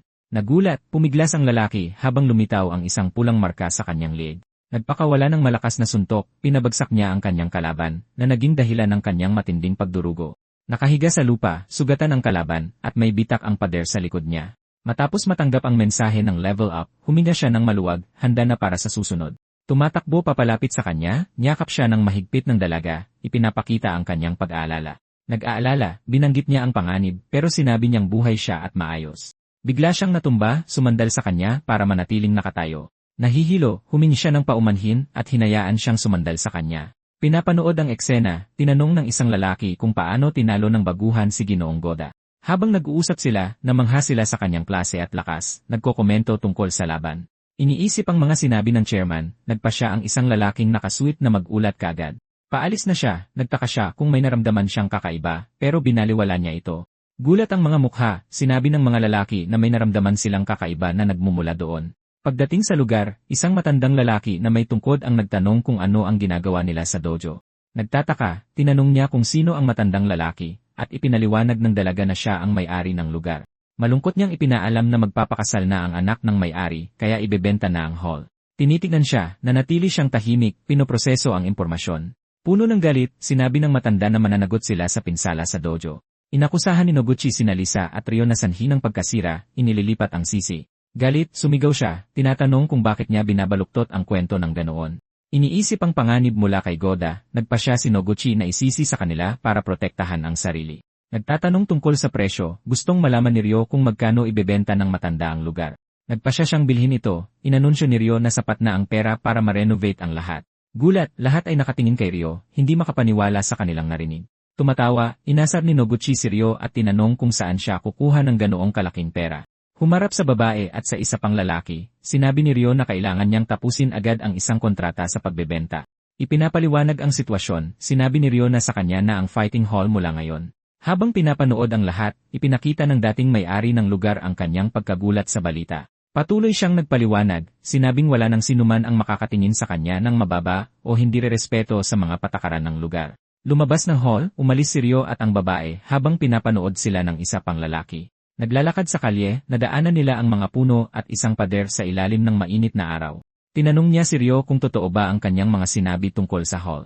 Bigla siyang dumura ng dugo at natumba, sinalo ng babae na sumigaw sa kanyang pangalan. Ginagabayan si Ryo, itinuro niya ang isang malayong puno, sinasabing malapit na sila roon. Pagdating sa puno, sumandal ng husto si Ryo dito habang ang babae ay laging nasa kanyang tabi. Inilagay ang kamay sa puno, pinatatag ni Ryo ang kanyang sarili, nananatiling nakadikit sa matibay na puno. Habang nakasandal sa puno, pinananatili niyang matatag ang sarili, habang ang babae ay maingat na nagmamasid. Tinatanong ang sarili, iniisip niya kung ito ba ang kakayahang magpagaling ni Ryo. Nagkomento sa eksena, sinabi ng babae na halos naging isa na sila ng puno. Nagpapasalamat sa nangyari, bahagyang lumayo si Ryo, tinigil ang pagkakadikit sa puno. Humingi ng paumanhin kay Lisa, tinanong ni Ryo kung ano ang sinasabi niya kanina lang. Nagulat, tinanong niya kung bakit sa kanya mapupunta ang hall gayong siya ang nagbayad. Ipinapaliwanag ang sitwasyon, sinabi ni Ryo na kilala niya ang lugar at marami silang gagawin doon. Sa ganitong paraan, plano ni Ryo na mag-recruit ng mga tao batay sa kanilang karakter, na bubuo ng isang grupo na may matibay na tiwala. Sa isang flashback, naaalala niya na naging leader si Lisa sa nakaraan dahil sa kanyang matatag na pamumuno. Noon, pinamunuan niya ang grupo na nagtiwala sa kanya na magpasya sa kanilang susunod na target at mga nakuha.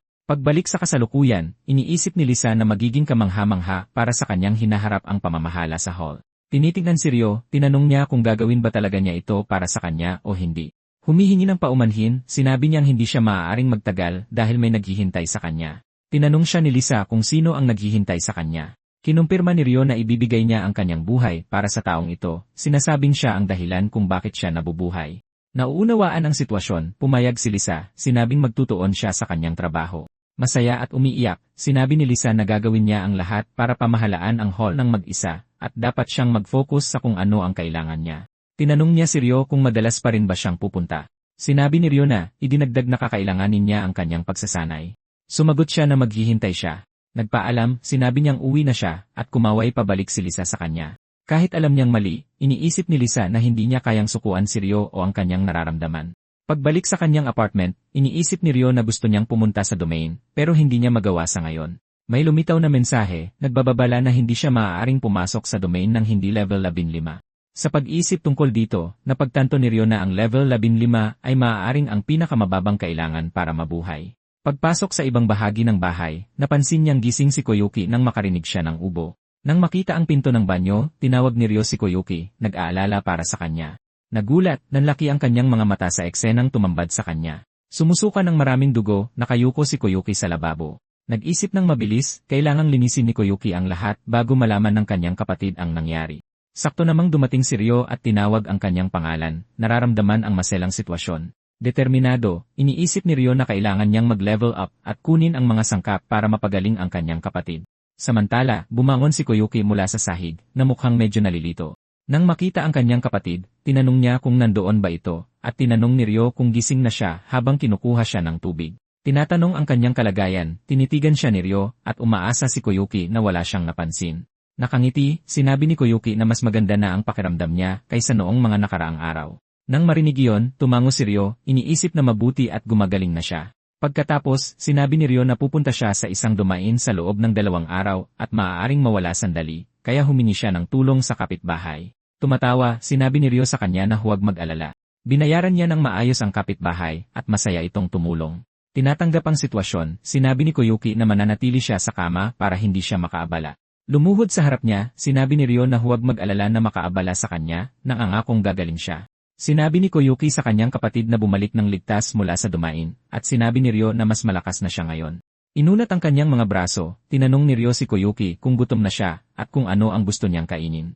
Nagulat sa isang bagay, nanlaki ang mga mata ni Ryo sa pag-aalala. Nakangiti, humiling si Koyuki ng sinangag habang may asul na aura na kumikinang sa paligid niya. May tinanong si Koyuki sa kanyang kapatid, habang nakatitig pa rin sa kanya. Mabilis na sinabi ni Ryo na gagawa siya ng sinangad, ngunit iniisip niya na nakakita siya ng enerhiyang mahika na nagmumula sa kanya.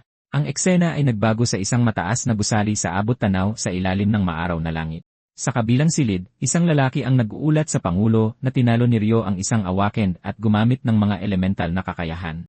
Iniulat ng lalaki na nagparehistro na si Ryo sa isang guild at plano niyang pumasok sa karamdumain sa loob ng 2 araw. Tinatanong ang pangalan, tinanong ng Pangulo kung pamilyar siya sa karamdumain. Iniisip ang lugar, komento ng Pangulo na ang lugar ay may masama at nakakasakal na pakiramdam. Tumatawa, inaabangan ng Pangulo ang pagpunta ni Ryo doon, gustong makita kung makakabalik siya ng buhay. Pagkalipas ng 2 araw, dumating si Ryo sa karamdumain at nakita ang isang kumikinang na harang ng enerhiya. Iniisip ni Ryo na kailangan niyang kunin ang mga sangkap ng antidote na nakatago doon. Isang malaking lalaki ang nagtanong kung si Ryo ba ang E-class na gustong pumasok sa domain. Sumagot si Ryo at binati ang lalaki, kinukumpirma ang kanyang pagkakakilanlan. Binalaan siya ng lalaki na ang domain ay nangangailangan ng hindi bababa sa isang E-class para makapasok at mapapahamak lang siya. Sumagot si Ryo na kailangan niya ng pagkakataong magsanay at nangakong hindi niya sila pababagalin. Kinukwestiyon ang kumpiyansa ni Ryo, nagbabala ang lalaki na hindi nila siya tutulungan kung mapapahamak siya. Humihingi ng paumanhin, sinabi ng isang babae na masungit ang kanyang kaibigan at sinabihan si Ryo na huwag siyang pansinin. Sumagot si Ryo na ayos lang at mas madaling pakisamahan ang mga taong tulad niya kaysa sa isang tulad ni Kai. Ipinakikilala ang sarili, sinabi niyang siya si Yuna, isang healer, at si Takuro ang leader at isa ring B-class. Ibinunyag ni Yuna na hindi sila naroon para linisin ang domain, kundi para maghanap ng isang tao. Sumagot ng ang dalaga. Hinahanap nila ang isang napakaraming karanasang veterano na pumasok sa domain at hindi na nakabalik. Iniisip ang sitwasyon, nag-alala si Ryo dahil mahirap mabuhay ng mahigit 1 buwan doon. Pagkatapos ay ibinunyag ni Yuna na nakatanggap sila ng mensahe mula sa veterano 1 linggo na ang nakalipas. Sa mensahe, desperado siyang humihingi ng tulong na hanapin siya sa Karam Domain. Ang grupo ay naglalakad sa isang sinaunang lupain na nababalot ng makapal na hamog. Kinukwestiyon niya ang sarili, iniisip ang mahalagang sangkap na kailangan niyang mahanap agad. Binalaan niya sila na ito ay isang klase area at sinabihan ang lahat na manatiling magkakasama. Mabilis siyang humingi ng paumanhin. Tinanong niya kung paano nila nalaman ang class ng lugar at nalaman na dahil ito sa napakamahal ng item. Itinuturo ang kanyang kaibigan sa unahan, ipinaliwanag niya na nararamdaman ng lalaki ang mahika sa kapaligiran. Tinanong niya kung may napansin silang kakaiba, sinabing may nararamdaman siyang presensya kanina pa. Anong ibig mong sabihin kakaiba? Sumagot siya, pero mabilis na binago ng kausap ang usapan. Bigla, pareho silang napasinghap sa gulat, nakatitig ng maigi sa isang bagay. Mag-ingat, sigaw ng isa sa mga lalaki. May mapanganib na paparating mula sa kaliwang harapan. Isang malaking mutant na brown bear ang sumugod, dumamba diretsyo sa kanila. Hinugot ang kanyang espada, sinabi ng mandirigma sa kanyang mga kasama na maghanda. Sumugod sila, isa ang nagpakawala ng apoy habang ang isa ay umatake gamit ang lilang enerhiya. Sapul na sapul ang oso ng apoy, natigilan sa epekto ng spell. Pagkatapos ay tinamaan ng lilang enerhiya ang halimaw, pinahinto ang agresibong pagsugod nito. Nakatayo pa rin ang mutant na oso, isang banta pa rin na nag-iwan sa iba na kinakabahan. Nakatuon, ang babae ay lumikha ng isang globo ng maitim na pulang enerhiya, naghahanda na gumalaw. Tumalon sa ere, sumigaw ang lalaki sa halimaw, ako ang iyong pangunahing kalaban. Bumaba siya gamit ang kanyang nag-aapoy na espada, tinamaan ang target sa isang malakas na atake. Dahil naitulak ang oso, matalim na tumitig ang mandirigma, handa nang ipagpatuloy ang pag-atake. Iwinasiwas niya ang kanyang espada, hiniwa ang mutant na oso at nagkalat ang dugo kung saan-saan. Pagkatapos ay napagtanto niya ang perpektong pagkakaisa ng grupo. Napansin ang lakas ni Kapitan Takuto, iniisip ang hinaharap, iniisip niya kung ang grupo ni Lisa ay magiging ganito kahanga-hanga balang araw. Naiisip niya si Lisa na nag-evolve sa S-Class, bumubuo ng pinakamalakas na party kailanman. Nag-aalala, alam niyang hindi niya masasabi kay Lisa ang katotohanan. Kailangan niyang baguhin ang kanyang malagim na kapalaran. Sakto noon, napasigaw sa sakit at gulat ang binata, biglang napansin ang isang sugat sa kanyang dibdib. Ryo, sigaw ng babae. May mabilis na dumarating sa likuran mo. Umikot si Ryo, hinugot ang isang kumikinang na sandata. Nasa likuran niya mismo ang mutant na oso. Sumalakay ang mandirigma, tinamaan ang lupa habang nakahandusay si Ryo malapit sa mutant na oso. Nagbigay ng huling suntok, isinaksak ng lalaki ang kanyang nag-aapoy na espada sa katawan ng higanteng oso. Natumba ang mutant na oso, muling natamaan, nagpapakita ng mga senyales ng malapit na pagkatalo. Lumingon, iniisip ni Ryo sa sarili na wala man lang siyang pagkakataong kumilos. Nakatayo si Takuto sa likuran niya. Kinumpronta siya ni Takuto, sinisigawan siya na huwag humarang sa kanilang daan. Galit na nagbabala siya na ang isang E-class na tulad ni Ryo ay hindi dapat tumayo lang kung ayaw niyang mamatay. Pagkatapos, sinabi ni Takuto na hindi nila dapat isinama ang isang tulad niya sa misyon. Nalungkot si Ryo sa pag-iisip na tama si Takuto na sigawan siya. Kasalanan niya ang lahat. Nagpapaliwanag, sinabi ng babae na naramdaman ni Ryo ang panganib at hinugot ang kanyang sandata bago pa man siya. Napansin niya na mukhang mas malakas si Ryo kaysa sa ipinapakita niya sa grupo. Sa isang bagong eksena, ang kalangitan sa gabi ay nababalot ng madidilim na ulap. Lumalaban, tinamaan ni Takuto ang ilang madidilim na halimaw gamit ang kanyang nag-aapoy na espada. Isang malaking halimaw na may 3 ulo ang lumabas mula sa apoy, isang malinaw na senyales ng panganib. Habang ginagamot niya ang sugat ng babae, tiniyak sa kanya ng lalaki na mga galos lang ito. Walang seryoso. Iniisip ni Ryo sa sarili na masyadong madali ang pagkapanalo ni Takuto at ng iba pa. Kakaiba ang pakiramdam ng laban.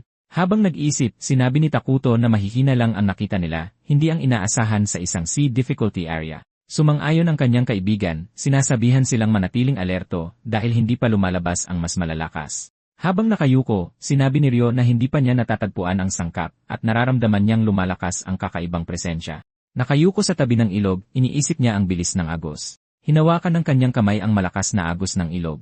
Nadarama ang isang kakaibang puwersa, iniisip niya na baka nandoon ang sangkap ng antidote.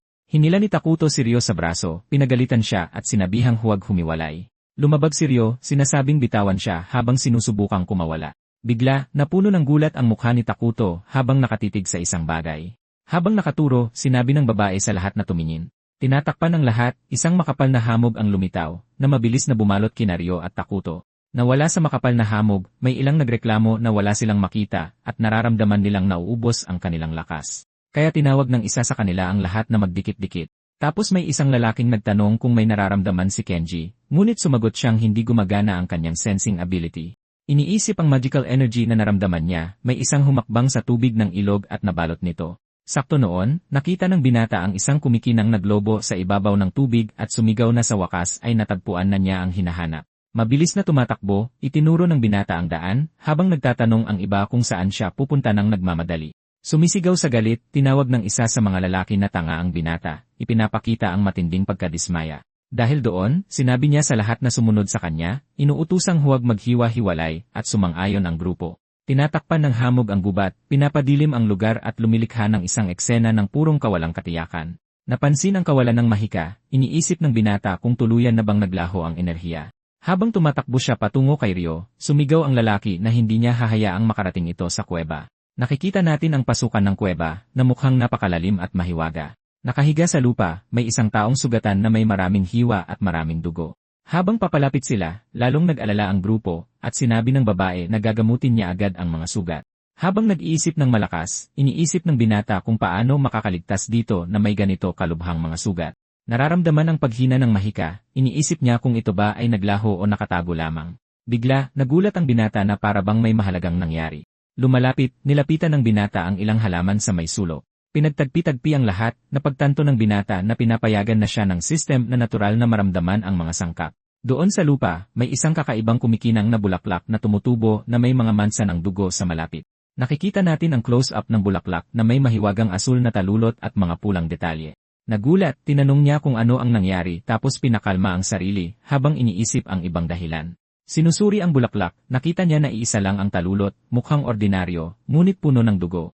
Kinuha ang bulaklak, sinuri niya ang dugo, at napansin na hindi ito dugo ng tao. Nagtataka ng malakas ang sugatang lalaki, ngunit pagkatapos ay sinabing alam niyang mahahanap siya ng grupo. Nagtipon sa paligid ng nakahigang lalaki, tinanong nila kung ano talaga ang nangyari sa lugar na ito. Nakangiti, ipinaliwanag ng babae na siya si Ryo, isang E-class awakened na narito para magsanay. Nagbabala si Ryo na tuso ang boss, nananambang sa mga kalaban, at iniwan siyang malubhang sugatan. Dahil sa kuryosidad, tinanong ng binata kung nandoon din ang boss ng lugar at kung nagkataong duguan ito. Iginiit ni Ryo na sa kabila ng kanyang itsura, isa siyang E-class awakened at nagawang magdulot ng pinsala. Pinag-ugnay ang mga pangyayari, iniisip ng binata na ang dugo sa bulaklak ay dapat galing sa boss. Pagkatapos ay iniisip niya kung mamumukadkad ng husto ang bulaklak sa sariwang dugo mula sa boss. Sakto noon, lumitaw ang isang notification na nagsasabing na ilahad na ang eksaktong paraan para makuha ang sangkap. Nasasabik na pagtanto ng binata na ang kailangan lang niyang gawin ay talunin ang boss para makuha ang sangkap. Nagalit, tinanong ng lalaki kung bakit mag-isang bumalik si Ryo, ngunit ipinaliwanag niya na ginawa siyang pain. Nag-aalala, sinabi ng babae na mas mahalaga ang buhay ni Ryo at iminungkahing umatras sila para makapagpahinga siya. Gayunpaman, tumanggi si Ryo na nagsasabing sa wakas ay nasugatan na niya ang boss at ngayon na ang oras para talunin ito. Dahil sa masamang kutob, tinanong ng binata kung bakit mananatili si Ryo dito ng sugatan kung napakadelikado. Nagpa siya, pumayag si Ryo na sumama sa kanila para harapin ang boss at pinasalamatan siya ng dalaga sa kanyang determinasyon. Lumingon kay Yuna, tinanong ng binata kung sasama ba siya, napapansin ang kawalan niya ng gana. Hawak ang madugong espada, iniisip ni Yuna ang kanilang senior na laging maingat sa kanyang buhay. Dahil doon, iniisip ni Yuna na dapat ay naghanda siya noon pa, ngunit iniisip niya kung masyado lang siyang nag-isip ngayon. Tinanong ng binata ang tungkol sa sandata ng senior, at kinumpirma ni Yuna na sa kanya nga ito. Pinagmamasdan ang sitwasyon, may nakitang kakaiba ang binata dahil laging pinahahalagahan ng kanilang senior ang espadang ito. Sa sandaling iyon, napagtanto ni Yuna na hinding-hindi basta-basta iiwan ng kanilang senior ang mahalagang espada, at makikita sa mukha niya ang pagkagulat. Sa likod niya, nakita ni Yuna ang kanilang senior, na may malinaw na mapanganib na presensya. May pilit ng ngiti, sinubukan ni Yuna na ibalik ang espada, sinasabing hindi ito malaking bagay. Tinanggap ang espada, pinasalamatan siya ng senior, at doon natapos ang kanilang pag-uusap. Pagkatapos ay sinabi ng binata kay Ryo na tahimik siyang sumunod sa kanila, at nakakuha siya ng kumpirmasyon. Itinuro ng mas matandang lalaki ang timog kanluran ng kuweba, sinasabing tapusin na nila ito ng mabilis. Bagamat naghihinala kay Ryo, nagpa siya ang binata na mag-focus sa kanyang pangunahing layunin, ang talunin ang boss. Naglalakad sa gubat, sumusulong ang grupo sa ilalim ng sikat ng araw. Napansin ng babae na kabisado ng kanilang senior ang lugar, ngunit nakakaramdam siya ng kakaibang kaba. Sakto noon, natalisod ang babae sa isang bato at halos matumba sa lupa. Mabilis siyang sinalo ng lalaki at pinigilang matumba. Sinabi niya sa kanya na hindi pwedeng magpabaya dahil malapit na nilang harapin ang boss. Nauunawaan ang kanyang mga salita, sumang-ayon ang babae na kailangan nilang mag-focus sa boss ng lugar. Kinukwestiyon ng babae ang kahinahunan ni Ryo, naaalala na palagi siyang unang nakakapansin ng mga bagay. Tinanong ng babae kung E-class ba talaga si Ryo at kinumpirma niya ito. Tinututulan ng babae ang bisa ng ranking, sinasabing maaaring mali ang mga pagsusulit. Napansin ni Ryo ang talino ni Yuna, naniniwalang naramdaman niya ang tunay niyang lakas. Isa sa kanilang mga kasama ay nagtanong kung okay lang ang senior, at sinabi niyang umaasa siya sa lahat. Tiniyak sa kanya ng lalaki na ibibigay niya ang lahat para sa kanilang senior nang may malaking tiwala. Pinuri ng senior ang talento ng isa, sinasabing nalampasan na siya nito. Nagmasid si Ryo at Yuna, napansin ang magandang relasyon ng grupo sa kanilang senior. Napansin ng babae na may matibay na ugnayan si Takuto at ang kanilang senior, parang guro at estudyante. Sa itaas, nakalatag ang asul na kalangitan, na may mga manipis na ulap. Pagdating sa lokasyon, inihayag nila na sa wakas ay narating na nila ang kanilang patutunguhan. May halatang pag-aalala, nagbabala siya na narito ang boss ng domain. Sumisigaw, itinuro ng lalaki ang kalangitan, nagbabala na ang panganib ay nagmumula sa itaas. Isang higanting lawin ang lumitaw, bumababa mula sa langit at kinukuha ang atensyon ng lahat. Nagbabala ang lalaki na mapanganib ang mga pakpak ng halimaw at dapat silang mag-ingat. Pinaikot ang mga pakpak nito, lumikha ang lawin ng malakas na ipo-ipo na nagbabanta sa kanila. Pagkatapos, nagtalsikan ang mga adventurer sa iba't ibang direksyon, na bigla sa ipo-ipo. Napagtanto ang lakas ng kalaban, tinantya ng binata na magiging isang hamon ang pagharap sa lawin. Nagpasya ang lalaki na kailangan nilang ibuhos ang lahat, kahit na nakakagambala ang ipo-ipo sa kanilang mga atake. Inutusan ng senior si Yuna na palakasin si Takuto, naghahanda para sa mahalagang pag-atake. Pinagsama ang kanyang enerhiya, nagpakawala si Yuna ng asul na puwersa patungo kay Takuto, tinutulungan siya. Nakatanggap ng utos, sumugod si Takuto gamit ang kanyang kapangyarihan, handang harapin ang lawin. Lalong lumakas ang lawin. Nananatiling nakatayo si Ryo, napapalibutan ng asul na aura. Nagulat, nagtataka si Ryo tungkol sa pagtaas ng kanyang level pagkatapos ng laban. May sumigaw nang makita ang isang lilang halimaw na bumabangon muli. Takot na takot, sumigaw si Yuna ng tulong habang nakikita ang paparating na panganib. Inatake niya muli ang halimaw gamit ang malakas na bugso ng asul na enerhiya. Nagulat, nakita ni Yuna ang atake at naghanda para sa pagtama. Tinanong ni Ryo kung okay lang siya at sinabi niyang nagulat lang. Tinitingnan ni Yuna ang natalong halimaw, iniisip kung si Ryo lang ba mag-isa ang tumalo dito. Sinabi ni Ryo sa kanya na walang mga halimaw sa malapit at dapat siyang magpahinga. Tumakbo palayo si Ryo, sinasabing tiyak na ayos lang ang iba. Nagtataka si Yuna kung bakit hindi apektado si Ryo ng hamog at paano niya nalamang walang mga halimaw. Bigla na lang, tinamaan si Yuna ng isang puwersa at kinalagkad palayo. Dalawang halimaw ang agresibong sumugod sa nakahandusay na katawan. Gulat na nagtanong ang lalaki kung ligtas ba sila. Nilalabanan ng grupo ang mga halimaw gamit ang mga atake ng asul na enerhiya. Nakatitig ang lalaki sa mga bumagsak na halimaw, hindi maintindihan ang nangyari. Sumisigaw ang lalaki para sa kanyang mga kasama, sinusubukang hanapin sila sa hamog. Iniisip ni Ryo ang tungkol sa hamog at kung paano akitin ang lawin palabas nito. May narinig si Ryo na boses na kumikilala kay Takuto sa makapal na hamog. Nag-react si Ryo sa boses at isang puwersa ang tumulak sa kanya pasulong. Napansin ni Ryo na lumitaw ang lawin malapit kay Takuto. Sumugod si Takuto, hawak ang espada, sa gitna ng mga bumagsak na halimaw. Inihanda ni Takuto ang kanyang atake habang napapalibutan siya ng nag-aalab na aura. Binalaan ni Ryo si Takuto sa panganib sa likod niya, tumatakbo para tumulong. Lumilipad ang lawin, ang mga pakpak nito ay nababalot ng apoy. May determinadong tingin, ipinikit ni Takuto ang kanyang mga mata at nag-concentrate. Pagkatapos ay isang shockwave ang kumalat sa lupa. Sumalakay ang lawin mula sa itaas at gumanti si Takuto ng isang malakas na atake.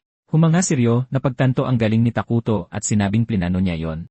Naghahanda si Takuto ng isang atake at ang kanyang espada ay nagniningning sa asul na enerhiya. Tinamaan ni Takuto ang lawin ng isang malakas na atake sa gitna mismo ng katawan nito. Buong kumpiyansang sinabi ni Takuto na sa pagkakataong ito, matatalo na ang lawin. Sumisigaw sa sakit ang lawin habang tinatamaan ng espada ni Takuto. Nahulog si Takuto pagkatapos ng atake sa lilang hamog. Sinigaw ni Ryo ang pangalan ni Takuto, nag-aalala para sa kanyang kaibigan. Inatake ni Takuto ang lawin, muling sinugatan ito ng isang tama ng espada. Lumingon si Ryo, nakikita ang sugatang lawin na lumilipad sa hamog. Iniisip ni Ryo kung susubukang patayin ng lawin si Takuto sa pamamagitan ng paghulog sa kanya mula sa himpapawid. Inilabas ni Ryo ang kanyang espada, naghahanda para sa laban. Inihagis ni Ryo ang kanyang espada na humiwa sa lilang hamog. Sa isang kisap mata, tumama ang espada ni Ryo sa target nito na mabilis na lumilipad. Tumama ang espada ni Ryo sa lawin at tuluyan itong tinagos. Nahulog ang lawin na malubhang sugatan sa hamog. Sinabi ng mga kaibigan na nawala na ang hamog at tinatangay ng lawin ang kanilang pinuno. Desperadong sumigaw si Ryo na may bumaril. Pagbagsak sa lupa, nilamon ng matinding apoy ang pinuno. Pagkatapos ay lumakas ang apoy, brutal na sinusunog ang pinuno. Inatake ng lawin ang pinuno gamit ang mga kuko nito sa gitna ng apoy. Bumagsak ang pinuno sa lupa, sugatan at talunan, tumutulo ang dugo. Ang patay na lawin ay bumagsak ng may kalabog, malayo sa grupo. Tinanong ng grupo kung ayos lang ang pinuno habang ginagamot siya ng babae. Sinabi ng grupo na patay na ang lawin at kamangha-mangha ang kanilang pinuno. Masaya, napangiti si Ryo. Walang babala, sinaksak ng matandang lalaki ang isa pa sa likod, malamig at walang awa. Sa isang hampas, tumilapon pabalik ang sinaksak na lalaki dahil sa nilalang na duguan. Sumigaw ang isang lalaki na nagtatanong kung ano ang ginagawa ng senior. Bigla na lang, napalibutan ang senior ng isang malakas na lilang enerhiya habang hawak ang kanyang espada. Sa malapit, dalawang tao ang tila naglalaban, nababalot ng parehong matinding enerhiya. Sinubukan niyang gumalaw, ngunit isang matinding enerhiya ang pumipigil sa sinuman na sumulong. Tumingin pababa, tinanong ng senior ang isa pang lalaki kung bakit hindi ito tumatayo.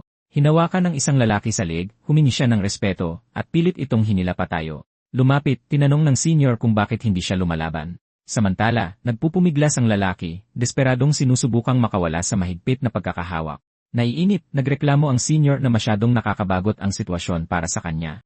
Pagkatapos, nagbabala ang senior na kung ganoon, mas mabuti pang mamatay na lang siya. Biglang tumingala ang senior, nagulat sa paparating. Pagbagsak mula sa langit, lumitaw ang binata, hindi pala ang mga halimaw, kundi ang mga senior. Nakahandusay ang senior na sugatan sa lupa, at ang impostor ay kumilos ng kakaiba sa inaasahan.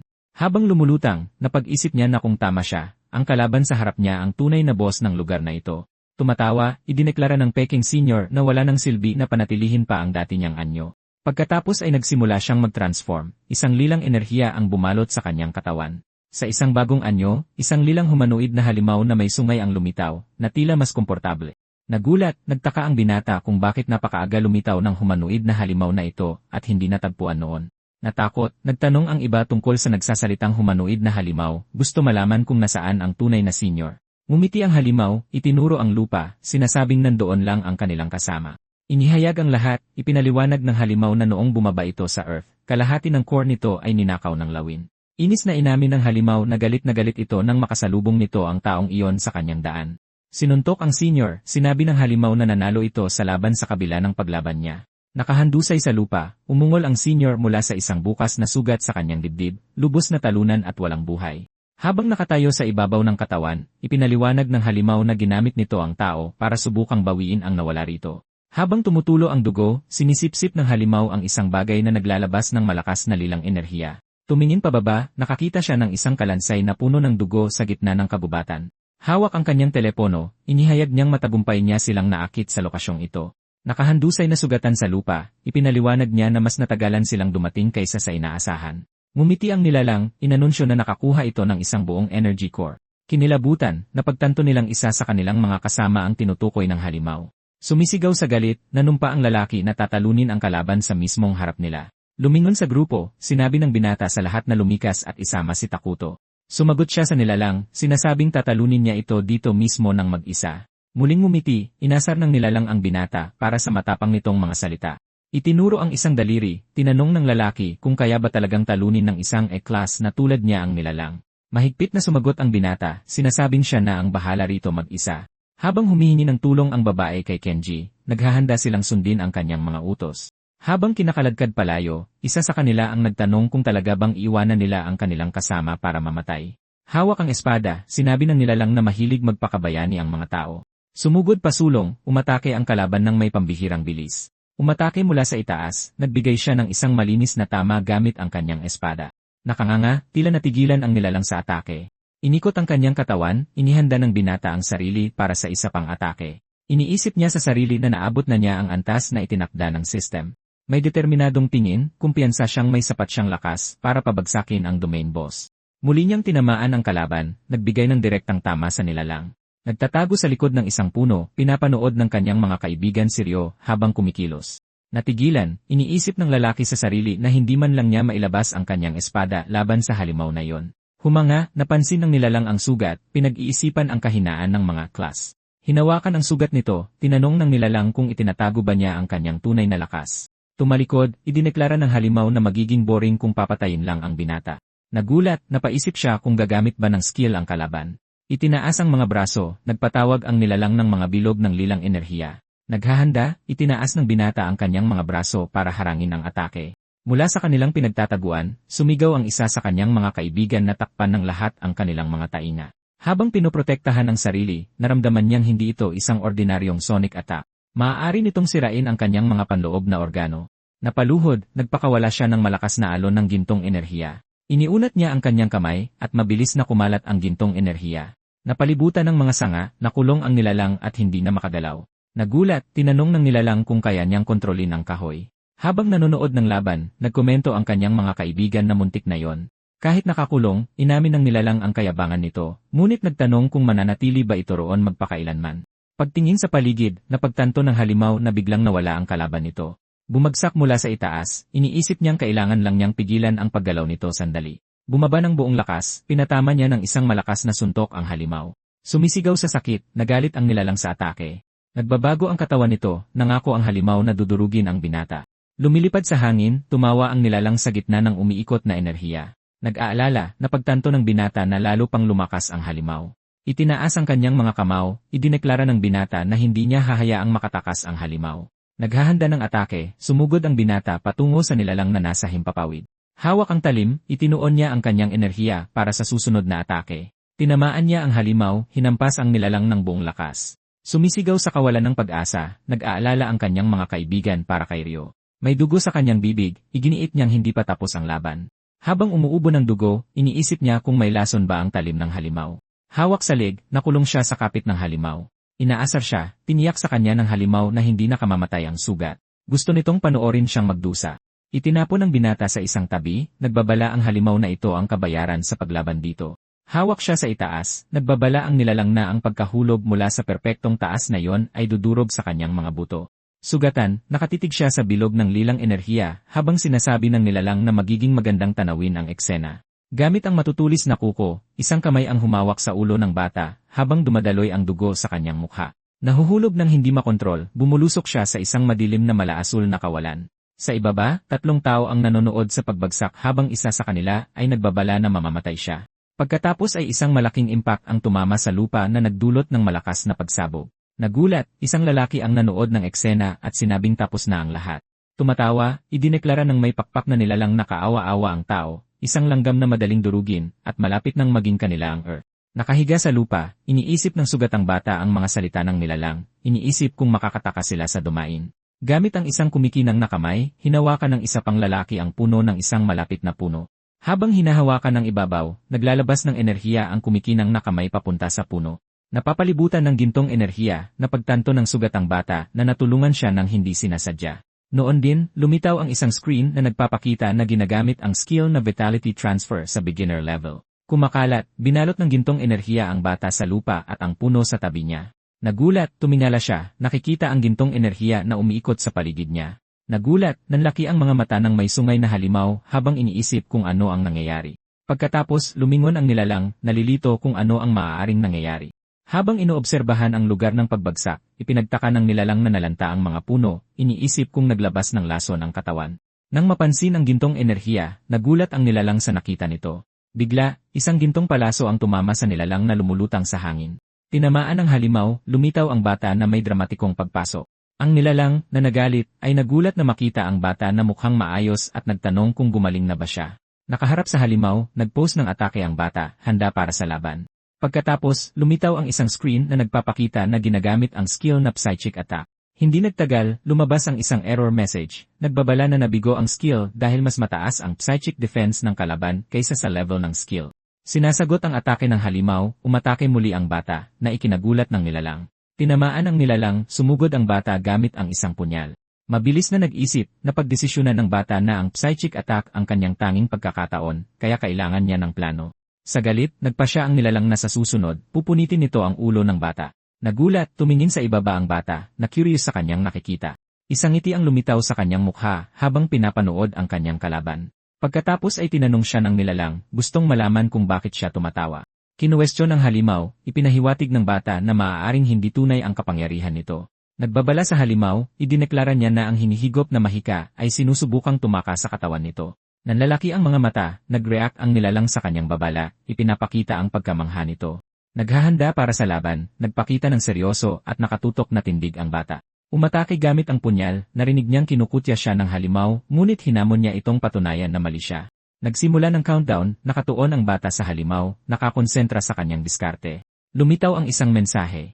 Ginagamit na ngayon ang Psychic Attack. Nanlalaki ang mga mata nito. Ipinapakita ng nilalang ang takot nito habang nagpapatuloy ang countdown. Napalibutan ng lilang enerhiya, hindi makita ng halimaw ang bata, nalilito at nawawala sa sarili. Nang mapansin ang tumatakas na enerhiya, nawala ng pag-asa ang halimaw kahit na nasipsip na nito ang core. Nagsisimulang bumalik sa anyong tao, nagtataka ang halimaw kung bakit nangyayari ito. Ngayon ay nasa anyong tao na, nakita ng nilalang ang bata at may napagtanto. Sinusubukang gumalaw, napagtanto ng lalaki na hindi tumutugon ang kanyang katawan, naguguluhan dito. Kahit nasa anyong tao, sinabi ng halimaw na hindi dapat kusang tumakas ang pagkain nito dahil lalo lang siyang nagugutom. Pagkatapos ay hinarap ng lalaki ang nilalang habang bumabalik ito sa kanyang halimaw at nakakatakot na anyo. Gulat, dumudugo ang mukha ng lalaki, mukhang takot at hindi makakilos. May tumutulong dugo mula sa bibig nito, sumigaw sa galit ang may sungay na halimaw. Bigla, sinuntok ng lalaki ang dibdib ng halimaw na napapalibutan ng malakas na asul na aura. Naghahanda ng bagong atake, nananatili siyang nakatutok sa kanyang pag-atake. Sa isang malakas na suntok, tinamaan niya ang halimaw na nagdulot ng pagsabog ng enerhiya. Dumudugo, tumangging maniwala ang may sungay na halimaw na natalo na ito, nagtatanong kung paano ito matatalo. Nakatayo sa ibabaw ng halimaw, nagtanong ang bata tungkol sa pagiging paraiso ng Earth at kung nahanap na nila ang labasan mula sa dumain. Nakatumba, isiniwalat ng halimaw ng may ngiti na kapag bumukas ang pinto, bababa sila sa Earth. Iniisip ng bata kung ang tribo ng demonyo sa kanyang nakaraang buhay ay hinahanap ang partikular na pintong ito. Kahit sugatan, kinukutya ng halimaw ang tao, sinasabing alam na ang tinatayang lokasyon ng pinto. Habang sinusuntok ang nilalang, narinig ng lalaki ang alok ng halimaw na ibibigay ang lokasyon ng pinto kung palalayain niya ito.